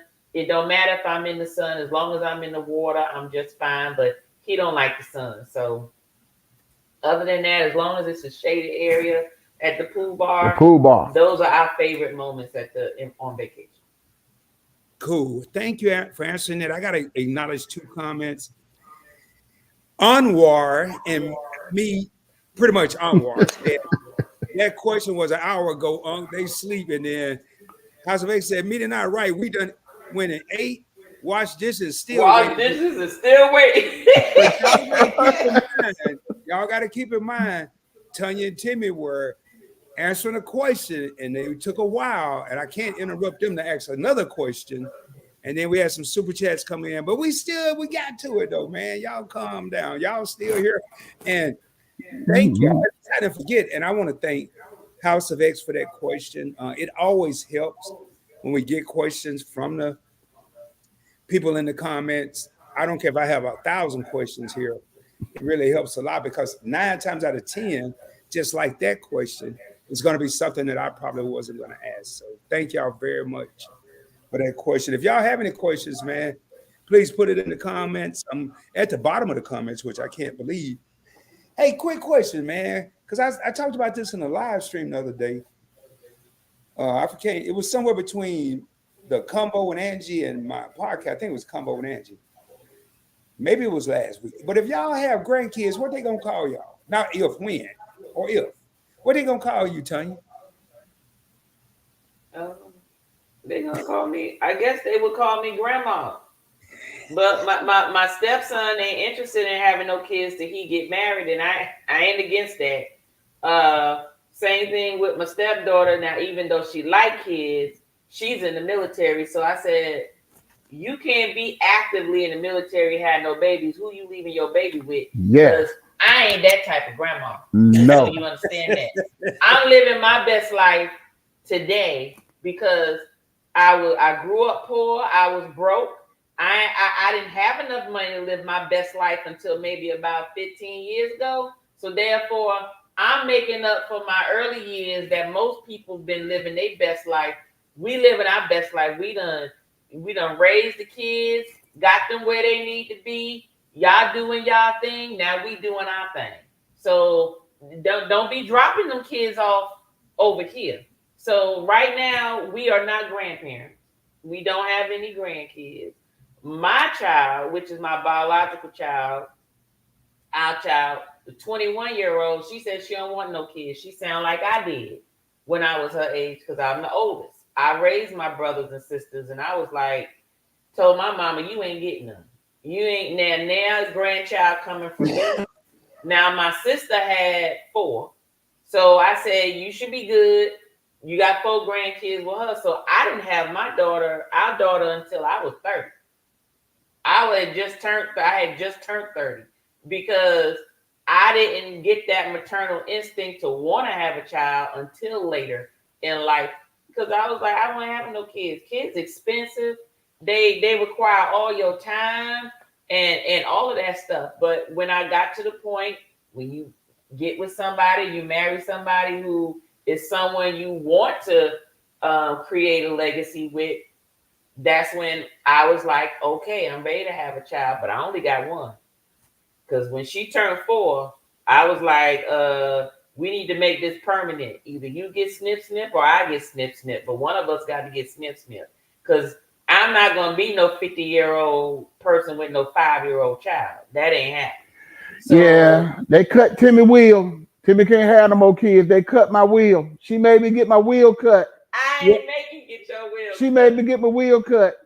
Well, I guess that Timmy defeats what no Anwar me said, because they said ain't never too late for another one. Okay, Timmy won't that don't sound like Anwar. That sound like some meat would say, ain't nothing else coming out of here. His wheels been cut. His wheels been cut. Ain't nothing else coming up out of here. I'm sorry. Well, I'm over 50 years old. I wish I would. I'd be on some damn Ripley's, believe it or not. I already told her. So. If she turn around and said, guess what? I'm having a baby. I said, well, damn, you need to change your name to Mary. And I'm going to definitely need to change my name to Joseph because we're going to be having Jesus because I can't have no more kids. Timmy can't have no more kids. Oh, man. Timmy, y'all off the chain. Hey, so I'm glad you said grandma because you hear a lot of names and I ain't getting into that. I talked about that on another live. But Timmy, what would they call you? What would the grandkids call you? Grandpa. Anything but mofo and all that other stuff. They can call me Okay. Ah, man, I don't want to be called granddaddy. My daughter be Grandpa. no, you know what? I might have to go with granddad. I don't want to be called grandpa. I don't want to be called So that. that Paul just sound older than Yeah, daddy. that part that sound older than daddy. I think I might have to go with granddaddy. You know what was interesting, man? My grandson, he's 6. He about to be 7. He born a week after me. And when I was in San Diego last year in May, he said, "So what should I call you?" I said, No. you How can old just, is he's 6. He was he? 5 then. I said, "Well, you can call me anything but Rod, and not nothing. Okay. You're not gonna call me Rod. That's not happening." I said, "What do you want to call me?" He said, "I was thinking Pops. I said, "Well, why do you have to say it? Why do you have to say it twice? Why can't you just say Pops?" Because I want to make sure you hear me. I said, "What?" No, he did. He said, because you deaf and you old, you never pop. I said, "All right, Pops it is." So, and my granddaughter, she wasn't old enough to talk. She'll probably follow suit with him because she's 2 now. So she'll probably play follow the But leader. kids develop their own names for you. So it's not really what you tell them to call you. It's a matter of what they end up calling you. Because our daughter, she got 3 grandmas. So she got TJ mama, she got my mama, and then my godmother, the one who raised me, right? And so she calls TJ's mama grandma. Okay. All right. She calls my mama Nana. Okay. And then she calls my godmother Mama and her husband Pop Pop. The 2 Pop Pop. So that's why I'm laughing when you say he said Pop Pop. In case Wow. you get me, Wow. right? But call him Pop Pop. So that's just what the name she gave them. We didn't tell her what to call them.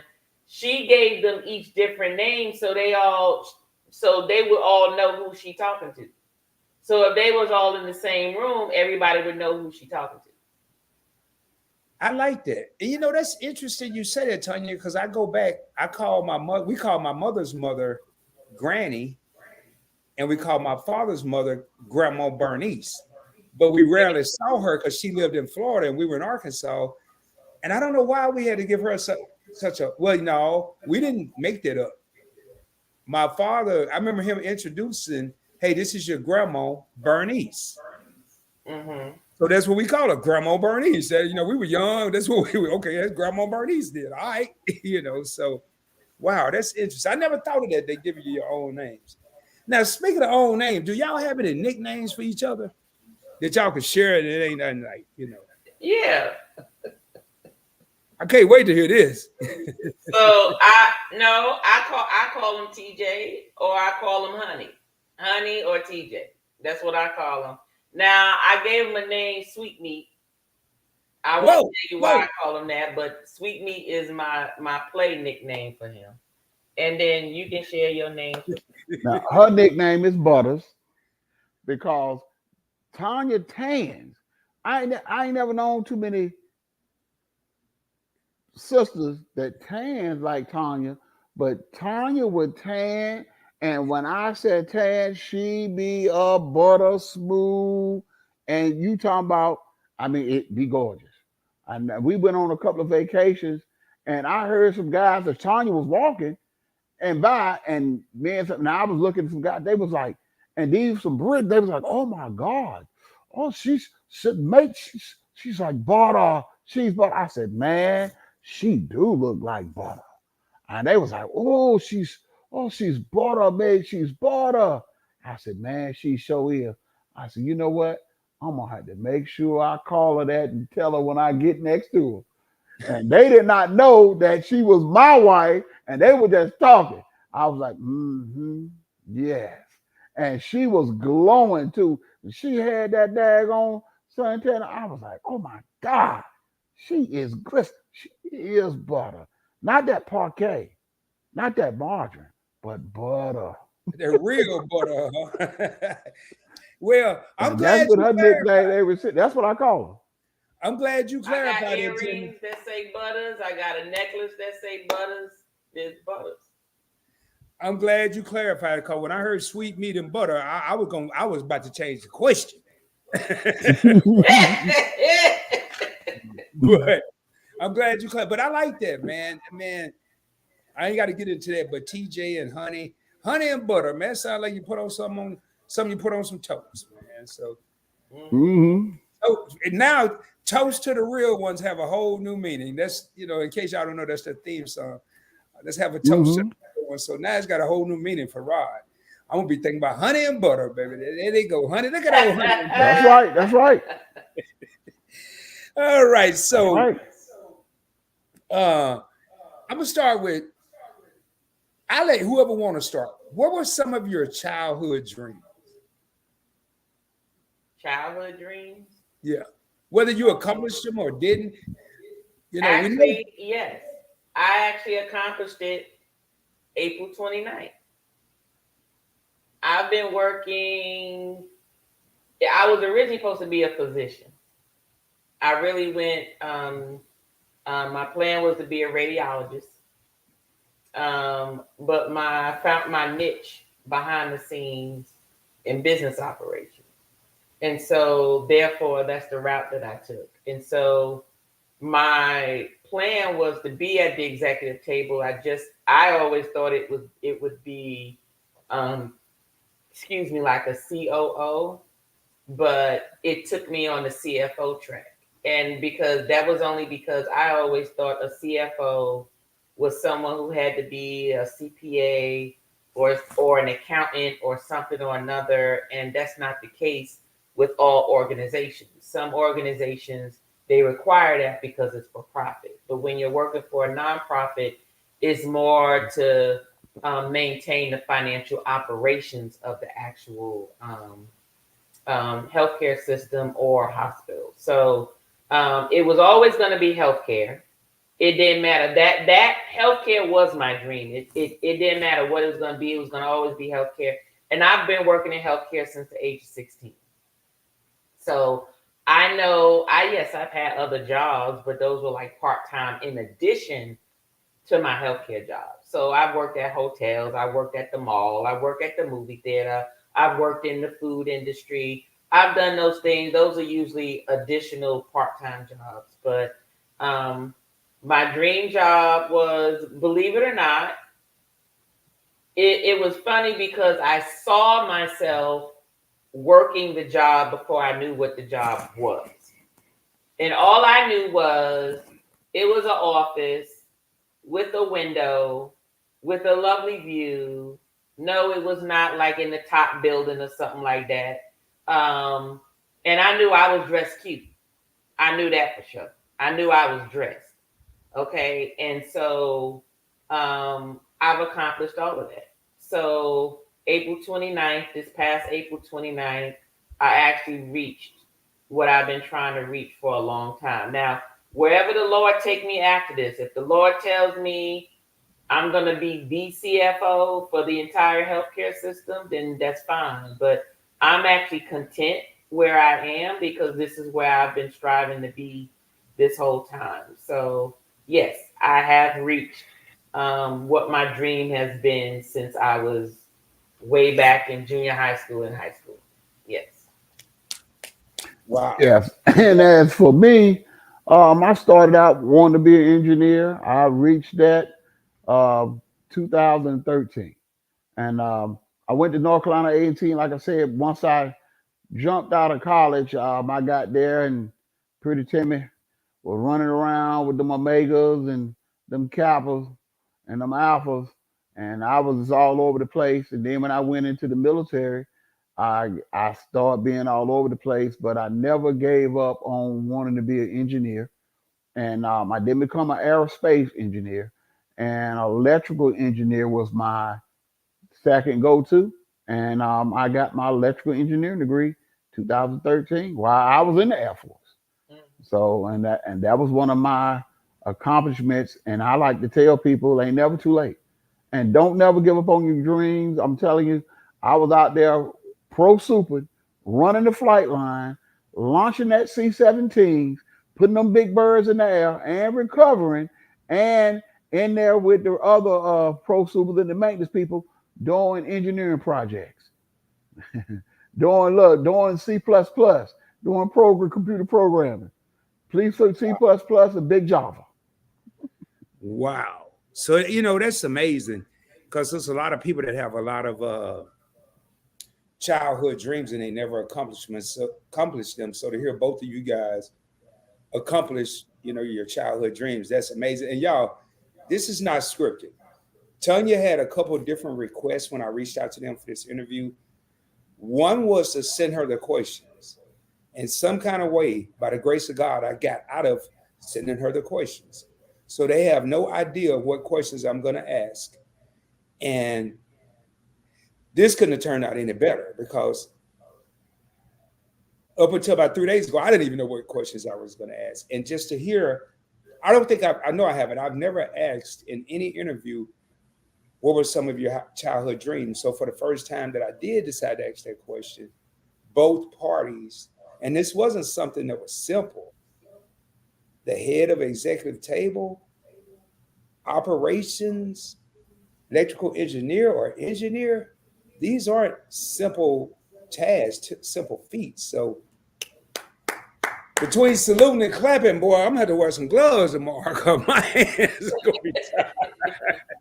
So I only have a couple more questions, y'all. I'm being very cognizant of the time here.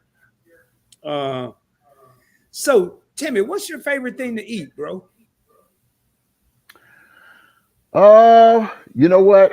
I'm gonna keep it 100. Since I'm a diabetic, and I got the sugars, so I had to change my diet. So I'm trying to cut back on a lot of the meats and everything. So my favorite thing is cabbages, smoked neck bone. That's gonna be my favorite go-to meal, because I can eat that as a diabetic, and Tonya makes the best.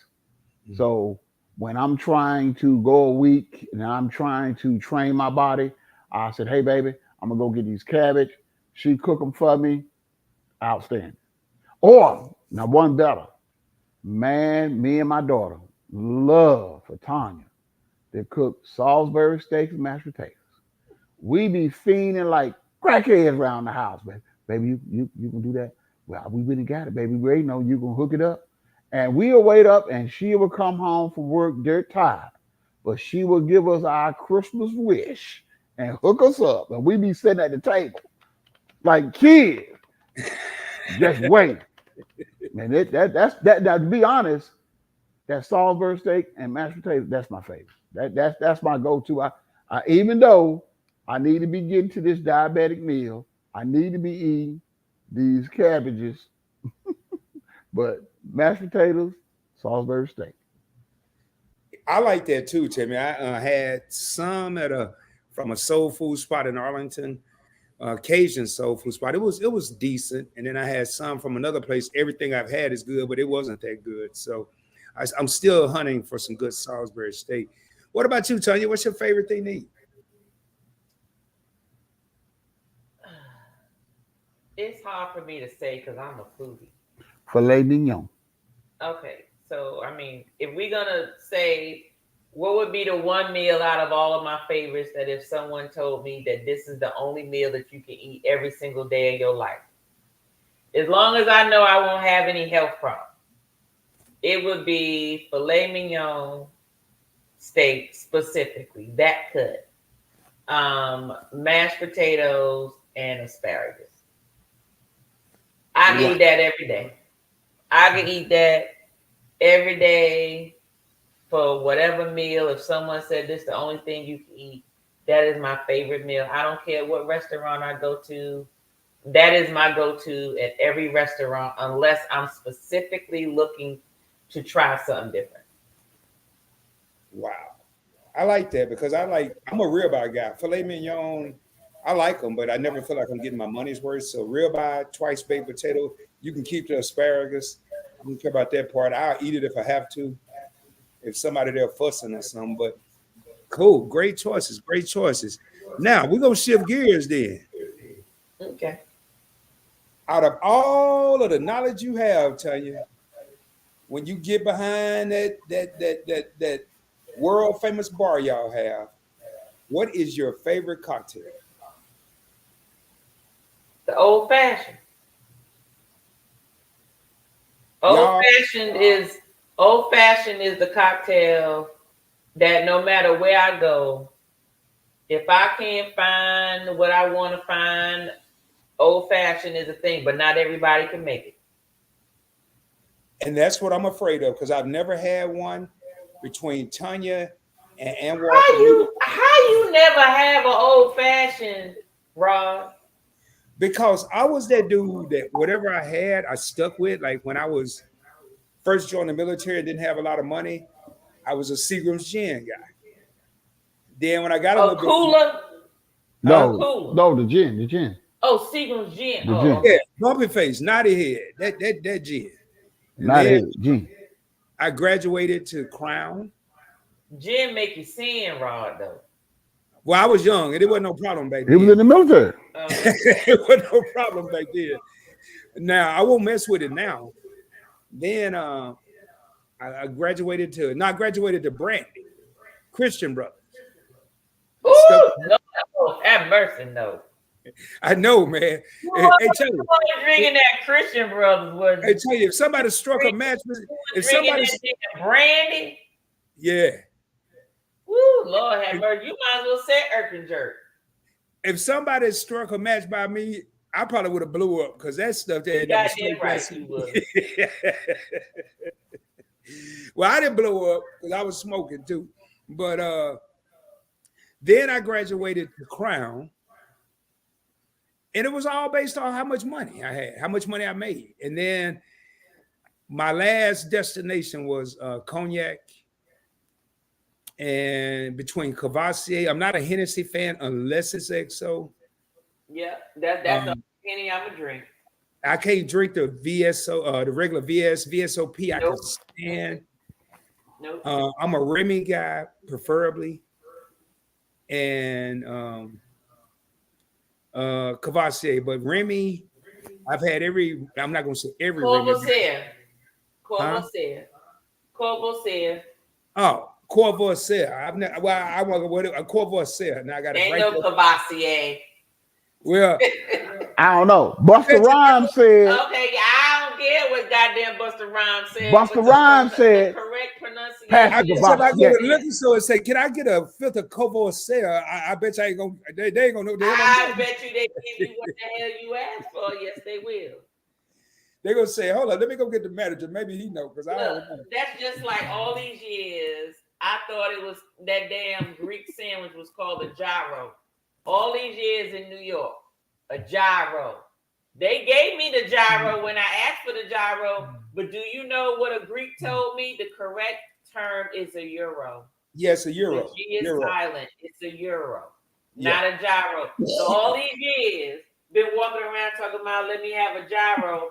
They've been giving it to me. They ain't correct me now one damn day, but they knew what I meant. But it's a euro. So now you know better. You know better. Now you do better. So don't go ask for no Cavassier no more, Rob. Say Courvoisier. Courvoisier. Okay. Courvoisier.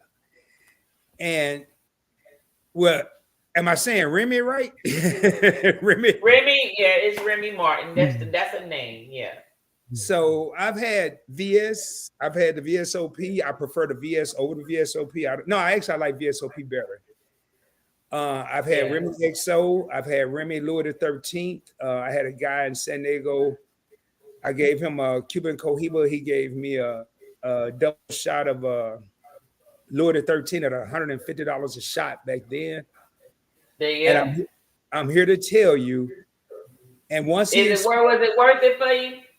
Nope. And that's what I'm about to explain. Once he explained it, he said, Rod, I'm gonna tell you this here as a friend and not as a businessman, because he was the owner. He said, I'm gonna tell you, XO is way better than Louis the 13th. And he was right. I'm gonna disagree with that.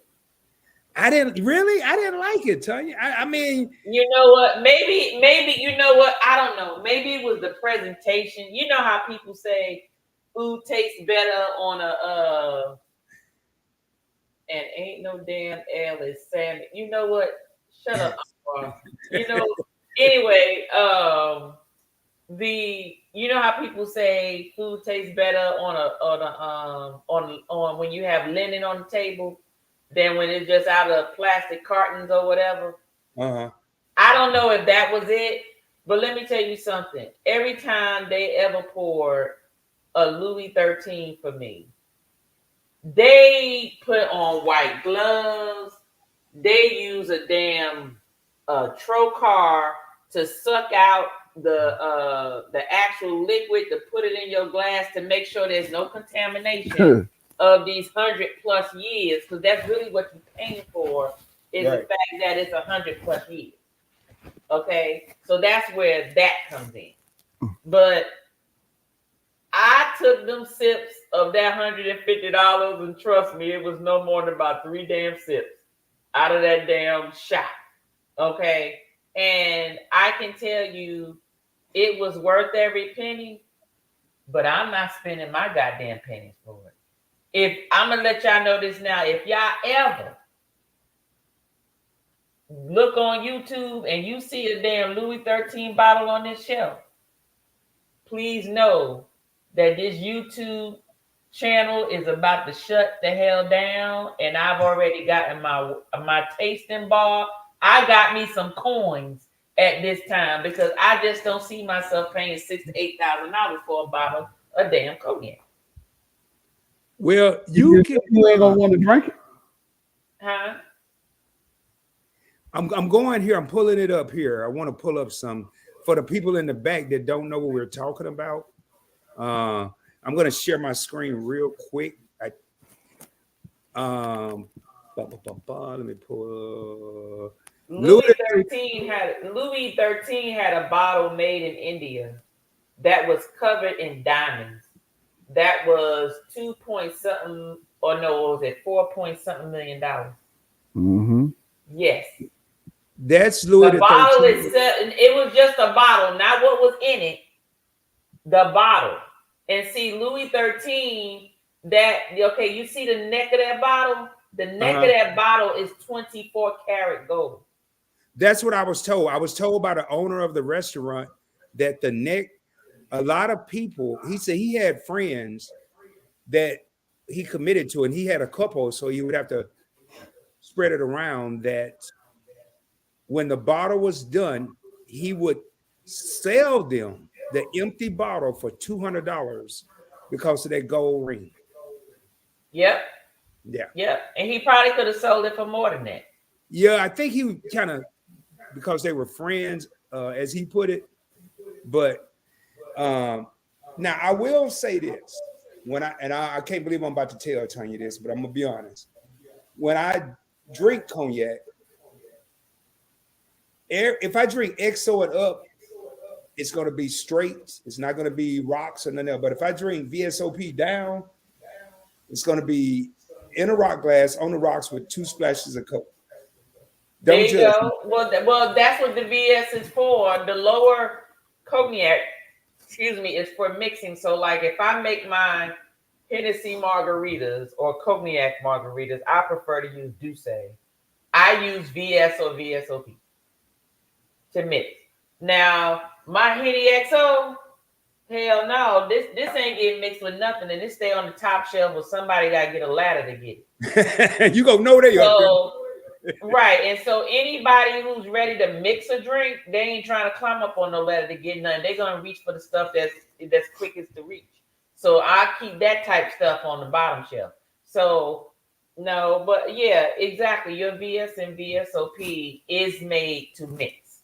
It's the same thing with some of your tequilas. You try not to mix an añejo, but you can mix a Reposado and a Blanco any day. But them añejos, you just messing up the flavor. It's the whole thing of it being aged is for the flavor. Now, if you're not drinking it for the flavor, just go on and just get some cheap something that you can mix. It don't make a difference. Just like a Long Island iced tea. Like the earlier this week when we made the Long Island iced tea. You don't need. I use the Seagram's gin. I used the what was it? Was it Seagram's vodka? What vodka was? Seagram's vodka, like old fashioned vodka, like we used to use back in the day, and the tequila, of course, was my budget tequila. So all of the even the rum, it was just Bacardi. It was just a regular basic of everything. Because I'm sorry, I don't care what nobody say. Nobody drinks Long Island iced tea for the flavor. Ain't no goddamn flavor. There is no flavor. You only thing you drink it is there for the liquor. Your flavor is whatever juices or sodas or whatever you add to it. So that was not. It tasted good. That was a good ass damn drink. But you basically really tasted the fruit juice that we put in it. But but that alcohol is gonna hit your tail. I tell you that daggone much. You know, was that the blue one y'all made? Bluish greenish looking one? No, this one The was first one. The first one, the Long first Island one. Sunset. Okay, because I know Long y'all Island made. Sunset. It was like orangey looking. It had orange juice and pineapple juice in it. That one was off the chain. Now that green one was good as hell too. Now, don't I know sleep one on of them. that one. Timmy said he could take up this, or he was gonna take upstairs, get in his recliner, he was gonna be done. That was the first one. The That first was one. Long The first Island one. Sunset. Yeah. Okay. I just got the colors mixed up. Well, I'm gonna get me some of that just as soon as we finish this live. well, you about to get some real soon, because we about to wrap it up here in a few minutes. I will say this though, Tonya and Timmy, one of the things that the owner, I forgot his name, Dia, D-I-A-H, Dia. He said, I tell you what, Rod, I only got one rule with this Louis the 13th that I'm about to give you. You can't mix it with Coke. And if you plan on mixing it with Coke, I'm telling you right now, I'm not giving it to you. Because you're messing up. He gave you some Louis? That's what I was saying, Tonya. That's how I gave got it. You a bottle? No. Oh, okay. I was about to send you a little 4-ounce bottle. Like if I mail it to you, will you pour some in there? This was in 2007, 2005. Where he at now? You ain't friends with him? I don't know. No, he last time I went to San Diego and went to the restaurant, he had sold it. The dude had money. His everyday ride was a Escalade, and his weekend ride was a Bentley GT Coupe. And he made money. He told me, he said, you know, one thing I respect about you, you didn't really see black people in there. He said, but when you walk in, you didn't demand respect, you commanded respect. You would sit in the middle of the bar. You didn't go sit at the end of the bar like you were nervous or something. You would sit in the middle of the bar. And so I gave him a Cohiba cigar, and in turn, he gave me a double shot of Louis the 13th. Okay. So, but moving along here, I got like 3 more questions, and one of them is simple. So really 2.25. So do y'all have any hobbies? You see my hobbies on YouTube. Okay. All right. Timmy, you got any hobbies? Well, yeah, I got a little woodworking hobby. So Carpentry. I got carpentry work. I like to do a little carpentry work. This basement is Tonya's design, but I actually did the focus wall and wall and my and the bar and my the shelving unit and stuff on the bar. The shelving unit on the bar and the buffet table with the wine rack and stuff, the custom wine rack. So I'm waiting for him to make my other one because my bar is overflowing, and so I need some other space to put like my liqueurs over there. So I have enough space to put my liquor on the bar, but like all the stuff that I mix with, I ran out of space, so I need him to build me another one, which we can always use for entertainment purposes. You can never have enough buffet tables. But the bottom piece would be where I would put all of my like liqueurs and butters and syrups and all that type of stuff. I can put all that stuff over there. You said that in a recent live stream that you were waiting on Timmy to build another bar. Yes. I'll be paying attention. Thank you for reminding him that I did mention. I'm gonna get on it. Now, hey Timmy, Tonya, don't be putting me in that. I just to letting you know I watched your content. You said it. You said, yeah. You did mention that to him back then on the live the other time. I'm sorry, yes, Timmy. exactly. I'm sorry, Timmy. Don't charge it to my heart. It's all good. Now, next to the last question for both of y'all. What is something that y'all just will not wear? We won't wear? Yeah, I'm talking about like regular clothes. When it comes to fashion. For a woman, there's a few things. Okay. I ain't wearing no cheap wigs because I don't need to see no lace. I don't wear wigs often. You may catch a wig maybe once or twice a year if I'm doing something and I ain't feel like doing nothing in my head. You will never catch me wearing a goddamn bonnet in public or on my damn YouTube channel. I'm just putting that out there. You ain't gonna catch me doing it. Now, I ain't got nothing against anybody else who do it. If you want to keep it real on your channel, more power to you. I ain't trying to keep it that goddamn real. You don't need to see me when I just wake up in the morning or when I'm going to bed at night. Now, you may catch me if I want to keep it real. You may see my hair just pulled back in a little messy bun or something like that. I'd rather give back to you. I'd rather give you messy hair than wear a goddamn bonnet on this damn screen. I'm sorry, I ain't gonna do that. You ain't gonna catch me wearing no goddamn pajamas out in public either. I'm not wearing nothing that look like I could wear to bed. I ain't coming out with no bonnet, them ugly ass Ugg slippers, them damn pants that look like pajamas, you're not. I would rather wear a holy sweatsuit with some nice ass sneakers, my hair's done, or a cap on my head. That's what you're gonna catch. But that is something that I will not wear. I don't wear white shoes. I've never worn white shoes outside of when I was little on Easter, and there was them white patent leather shoes to go to church. When I got old enough to determine whether I was wearing them bad boys or not, you ain't gonna catch no white shoes on my feet. Now, on my wedding, I had silver shoes on, but you ain't gonna catch me with no white goddamn shoes on. You ain't gonna catch me with them Monica grandma church shoes on or slippers or sandals. You ain't catching me with those. What else am I not wearing? Ooh, I done touched the nerve, y'all. I done touched the nerve. Look, because all you did was make me start thinking about what I be seeing these folk coming outside looking crazy with. You are not gonna see me. Oh, and you definitely ain't gonna see me with no damn lashes about this goddamn long. Look like I'm about to fly a goddamn way. You ain't gonna catch me wearing that damn thing either. Okay. If your lashes look, now I got individual lashes on right now, but my lashes gonna look like I'm wearing mascara. I'm not about to fly fucking way with the goddamn lashes. That ain't happening. That ain't happening. I can't stand to see that.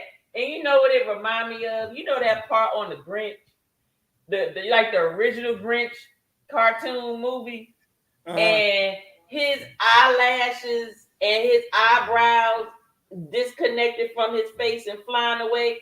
That's them girls with them daggone lashes nowadays. Yeah. Them damn lashes look like the damn lashes on the hood of the car.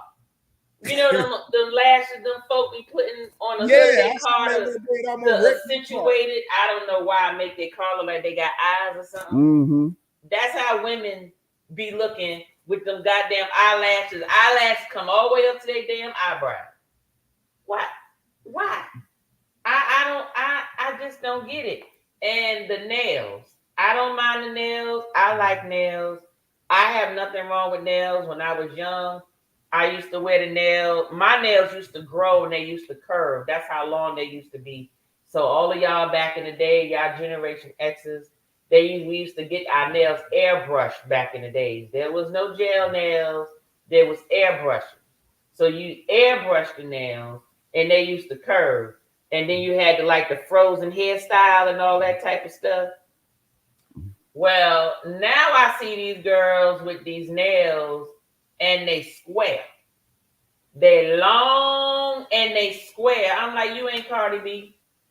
I know you gotta wipe your tail. Cardi B got somebody wipe her tail for her. I know you got some kids. You can't wipe your kids' tail with them damn nails. What is you doing with them nails? What does it take all of that? Is just what I'm saying. So I'm sorry, Rod. You struck a nerve. Oh no, you ain't gotta apologize to me. I'm over here cracking up. You ain't got. There's some things, and I'm sorry. If there's anybody on here, look, this how if the shoe fit, wear it. But he asked me what I wouldn't wear. I'm not judging nobody. You do you, boo. But he asked me what I wouldn't be caught wearing. I'm not gonna be caught wearing no dirty ass white sneakers. If they ain't clean, I ain't wearing them. Clean them, wipe them down, polish them. You know, the little white polish we used to get back in the day to put them on your kids and your Converses. You need to put them on there. Okay, so yes, so those is what I ain't wearing. I'm not wearing those. I ain't wearing none of that. I only have two. I ain't wearing no pants that stop right below the knees. I see some of these guys wear some stuff like when the guy. You talking about the daddy shorts? Yeah, I ain't wearing the daddy shorts. That's the daddy shorts. I ain't wearing the daddy shorts, and I ain't wearing the pants hanging off my ass. I ain't gonna do that neither. Well, hell no, you ain't wearing no Yeah, pants. I don't do that. I ain't nothing worse. We was on a cruise one time, and I seen a grown man, beard white as mine, pants hanging off his ass. And I started to walk up to him and said, brother, come on now. You know better than that shit. Pull your damn, take my belt. Or better yet, I'll whoop your ass. Because you know better than that. That ain't cute. It's not. There was this guy standing in front of me in FedEx one time. And the longer he was standing there, the longer his pants kept sliding down. All I saw was his damn drawers. And I'm looking and the people looking. And I leaned over to him and said, are you cold? Are you cold? I said, because your booty all out. And he turned around and he was like, don't be worried about my booty. What you looking for? I said, ain't nobody looking. I'm just saying, why even wear your pants if you're going to show all your drawers? Not just the top, like the band of the drawers. Like back in the day, you just saw the rim because everybody wanted you to know they was wearing Calvin Klein and Boss, Hugo Boss, and whatever drawers they had out for men back then. They just wanted to show the band of the underwear. Now, the damn pants around their damn thighs with the belt. I don't get it. You know I just don't get it. You know what tripped me out with that is when they got to spread their legs a couple inches apart so they can walk walking like to keep the pants duck. up. Yeah, to walking keep the like pants. A damn duck. Yeah. I can't stand it, man. But you know, and tell you, let me tell you, you ain't never got to apologize for answering the question that I asked because the name of this series is Getting to Know, and tonight, Event Yours. When I ask a question, hey, the floor is yours. I ask a question, I want you to answer it. And the catchers, Rod, know the right question to ask. Catchers, thank y'all for saying that, man. But a lot of times I just be looking up, man. Like I ain't know that was gonna strike a nerve, but I'm glad it did because I done got my life. Look, let me tell you something. I'm gonna just let y'all know this now. If y'all ever see me wearing anything that I just said that I don't, please give Timmy a call and be like, what's wrong? Is something going on at the house? Tonya okay? She got some mental problems. Did she have a damn breakdown? Because I promise you, I just can't walk out the house. I just don't walk out the house looking any kind of way. I just don't, because I was raised with nothing, and I was always taught that just because you don't have nothing, you don't need to look like you have nothing. So that doesn't mean that if you dress like it doesn't mean you have nothing. It's just that I was just trained to be, don't look the way you feel, or you don't need to look like your situation. So I was always accustomed to your hair need to be done. You need to be clean, have good hygiene. Your hair need to be done. You need to be groomed. Right. Okay. And you need to have clean shoes on your feet. Don't mean they got to be new shoes. They need to be clean on your feet. Now, your outfit may be a little tethered, a little raggedy, just a little bit. But I'm sorry, you know, I there's just some things especially a woman. I just don't feel that you need to walk out the house looking any old kind of way. I just don't. Nobody's saying you got to go out there. Nobody said nothing about makeup. Nobody said you need to wear makeup, right? All I said was you need to be clean, smell good, with make sure that you groom. If you can't get your hair done, this thing's called caps. They even got like the little head wraps and stuff. You can wrap your hair up, but ain't nobody know what it look like under there. But we don't need to see what it look like up under there. Yes, off the chain. Off the Facts. chain. Facts. Well, Especially, just to say, the comment, one more thing, like Tonya said, we was on Royal Caribbean, Wonder of the Seas. Paid good money to be up there. Seen these young girls up there walking around with them daggone hair bonnets on their heads. I said, y'all missed the carnival boat. It's way down there. I'm like, what's the purpose? Now you wrong for that. Now why they gotta be on carnival? Because everybody know carnival is the off the chain wild cruise, and it is what it is. You need to stop. But why would you come on? This is my thing with us. Why are we trying to set something that's not even, it's not, we want to set a trend, but let's not go backwards. Black women are descendants from queens. Let's be queens. Have you ever opened a history book and seen a picture of a queen with a damn bonnet on her head? Make it make sense. Make it make sense. Well, maybe they getting it confused with the pharaoh's hat. They was looking at the picture of the chambermaids. The chambermaids had that shit on their head. They had the little towels and all that. But then I'm a queen. Look, go to the next page. That's the chambermaid with the towels. She had that on her head. She was not a queen. So make it make sense. That's all I'm saying. And the glitter and the bedazzle on the bonnet don't mean nothing. That does not make it a headpiece. I don't think I've seen that one yet. I ain't looking to see it. Woo! It is what it is. I mean, make it make sense. Make it make sense. Well, I will say this. One thing that you will never see Rod wearing ever is no skinny jeans. You gonna rarely see me wearing regular jeans because I'm not a jean dude. Look, unless you skinny. See, if you skinny, then they regular jeans. But they only skinny jeans for the folk that ain't skinny.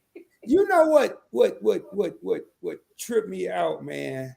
And I'm gonna say this here, and then I'm gonna ask for Event Yours to say their parting words, and I'm gonna say mine.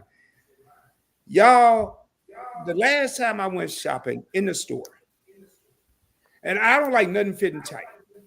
Last time I went to a store, I went and I was looking for something, and it said 2X said no. It had my size, like a 34 neck and whatever, 35 neck, and no, that was the length of the sleeve, 17, 18 neck, slim fit. I'm like, these numbers don't go with slim fit. This don't even make sense. Why do I need an 18-inch neck, 34, 35 inch sleeve, and I'm slim fit? The neck size alone will tell you, okay, I just got a big neck and a little bitty body. Come on, man. That don't even go together. No, it just I was just like, that is crazy. So with that being said, y'all, I'm gonna ask Event Yours. I have one more question, but I'm gonna wait till I go to my closing state to ask that one more question. Do y'all have anything for the people before we get out of here? Well, yes. So June is a full month. Don't forget, it's Pride Month. Celebrate your folks of the LGBTQ A1. Elemental P. A1 or AI plus? It's A1 plus, AI plus. Sorry. I'm trying to keep up, y'all. Sorry. Shit, just say the alphabet. It'll be some quiet. It will. There'll be some new stuff next year. Tuesday Libations is on Tuesday at 7:30 p.m. That's live. In 2 more weeks, actually on the 20. Hold on, let me get my calendar, y'all, because is only the second and fourth Monday. On the 24th, let me see, hold up. Yep. On the 24th, we will be, for Monday Ventures, we will be interviewing Parkers on the Go. So be mindful of that. And that is at 8 p.m. Eastern Standard Time. And then every Wednesday, Spirit Scrutiny. Next week is Sake. I'm actually ending we are actually ending the wine series. So we've done all the white wines, transition wines, red wines. We've been doing it since February. Sake is the last one, the Japanese alcohol. That's next week, Wednesday. And then after that, we will be reviewing a couple of sample bourbons and whiskeys and some spirits that I was given. So those will be a couple of blind tests to see if I like it or if I know exactly what it is. So we'll be doing that. And the next Drinks and Deliberation, D&D, our next one is the first Saturday of July. And that date is first Saturday of July is July 6th, which is the weekend after the holiday. And we are doing part 2 of Love, Sex, and Money. But you have to be a member to be able to comment, and not just any member. You have to be the cognac level or higher.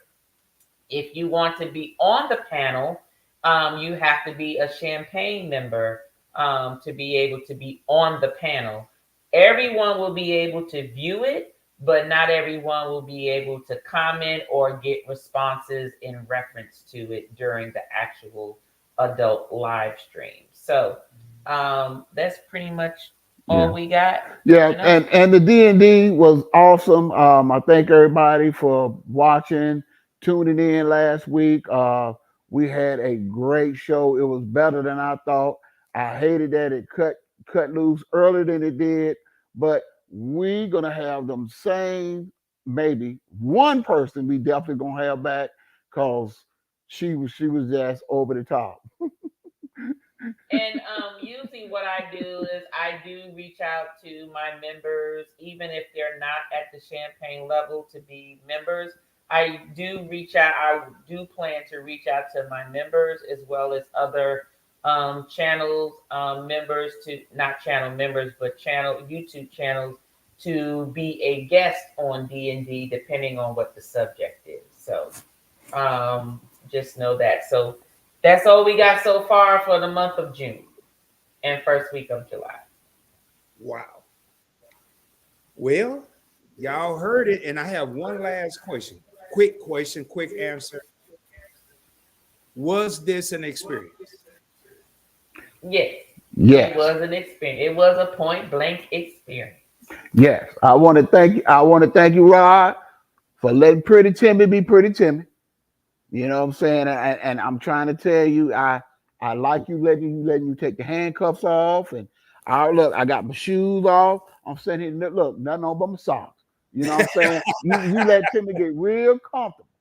So I did everything but show my behind, and that's what I wanted to be. When you're doing these interviews, you know what I'm saying? My thing is you want people to tell the truth, and you want people to really give listeners their version of you. And I want people to know who Pretty Timmy is. You know what I'm saying? What you see is what you get. You know what I'm saying? I'm not going to be fake, phony, felonious. Either you're going to love me or you're going to like me. One of the two. And I'm going to say it again. Either you're going to love me or you're going to like me. Then if you don't like me or whatever, hey, we can talk about it. You know what I'm saying? You can meet me out there in the street. We can talk about it. Oh boy. Well, I appreciate that, man. And House of X says LGBTQ TGNC. Okay. Okay, hold up. Wait a minute. Hold up. Hold the hell up. What the hell is TGNC? I don't know, man. Wait, I don't know. I'm gonna take a stab at it. First off, why you ain't got AI up there? And y'all give me a second. Keep talking. Is TG transgender neutral community or transgender non-binary community? What the TGNC? Y'all got all these. Okay, y'all just making me confused. So I'm familiar with the LGBTQ. I grew up with that. Then they added the AI plus, and then what's TGNC? Did I get it right? Hey Scott, how you doing? What up, Scott? What's TGNC, Watson or Leo? What does that mean? Are you typing? You typing slow. Yes, D&D. They must be on a delay. They must be looking. Oh, okay. There's probably a delay on there, so that's probably what's going on. So I'll let them catch up. There was a couple of other people went live and had some pop-ups and stuff like that. So, people are back and forth. Now, Rod, you know what? Every damn live he go for a potty break. Well, look, you need to put on the Depends, Rod. Going on these damn potty breaks. You supposed to go before your live.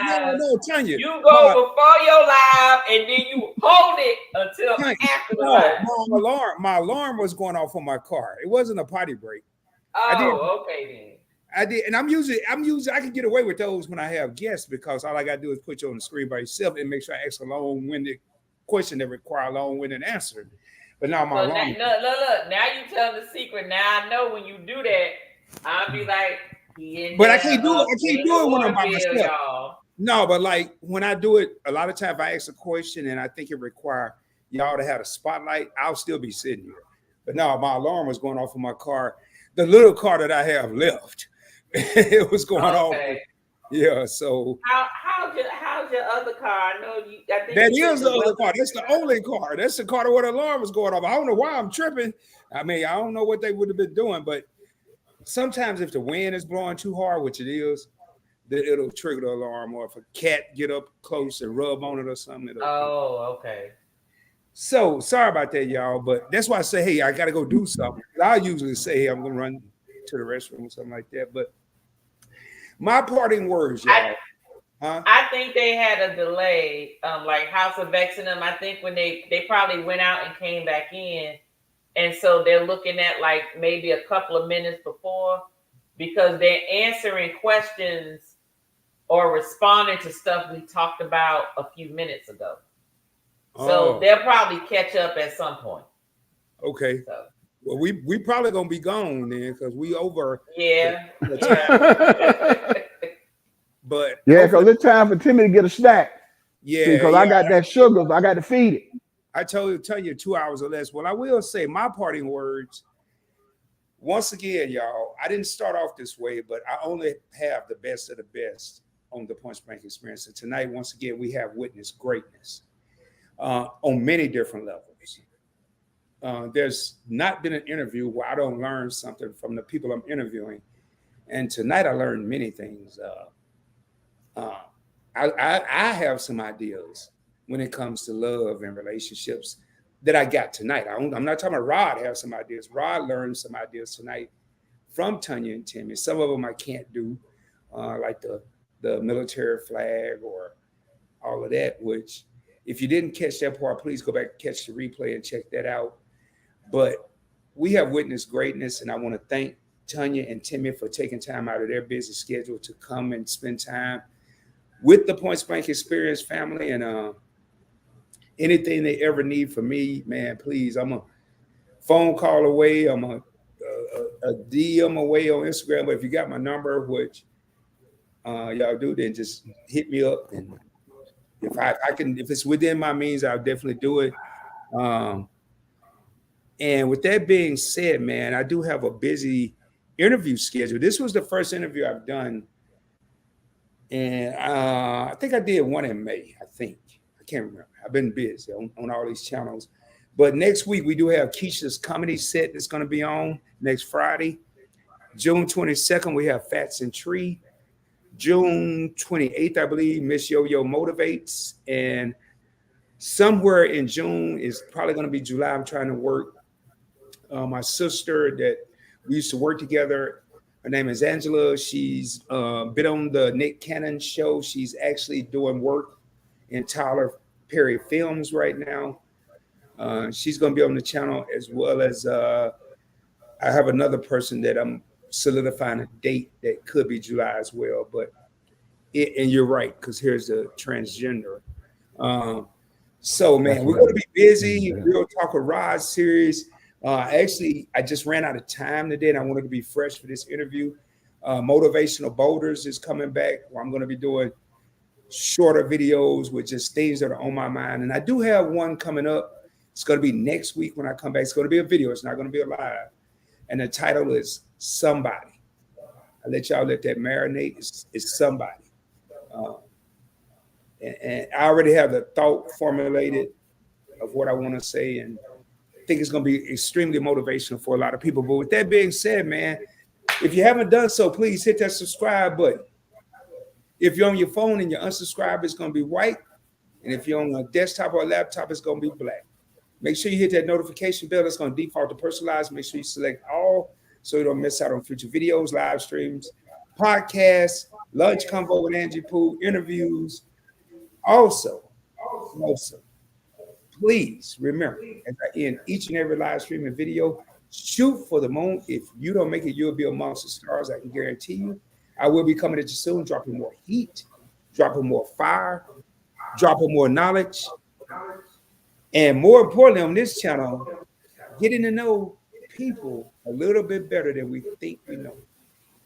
You know, we think we know some of these content creators, but we got a chance tonight to see two people that I already thought were special.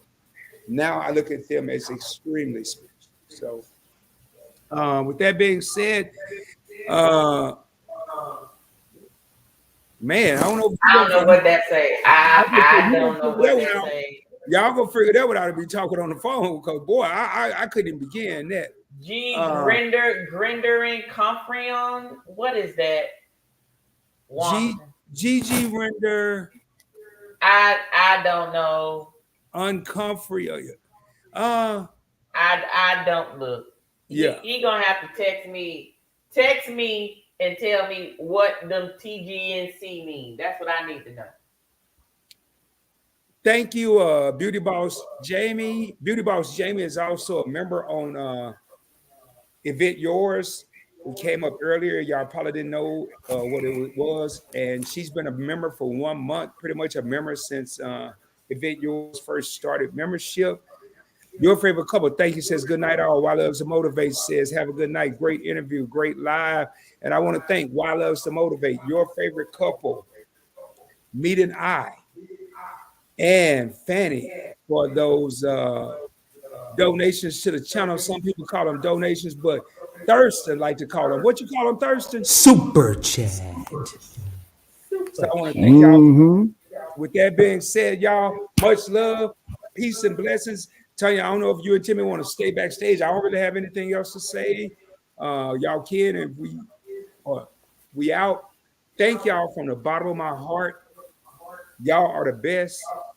If you're not subscribed to Event Yours, please don't do me a favor. Don't do Tonya and Timmy a favor. Do yourself a favor, because I guarantee you're going to get educated in more ways than one. With that being said, y'all, we're about to raise up. Remember, on the Point Blank Experience, on the Point Blank Network, the code to success is 247-365, meaning we stay grinding 24 hours a day, 7 days a week, 365 days a year. And other than that, much love, y'all. Peace. I'm out. We out. Y'all have a nice evening. Good night, everybody. Everybody. Thank y'all. Get that snack, Timmy.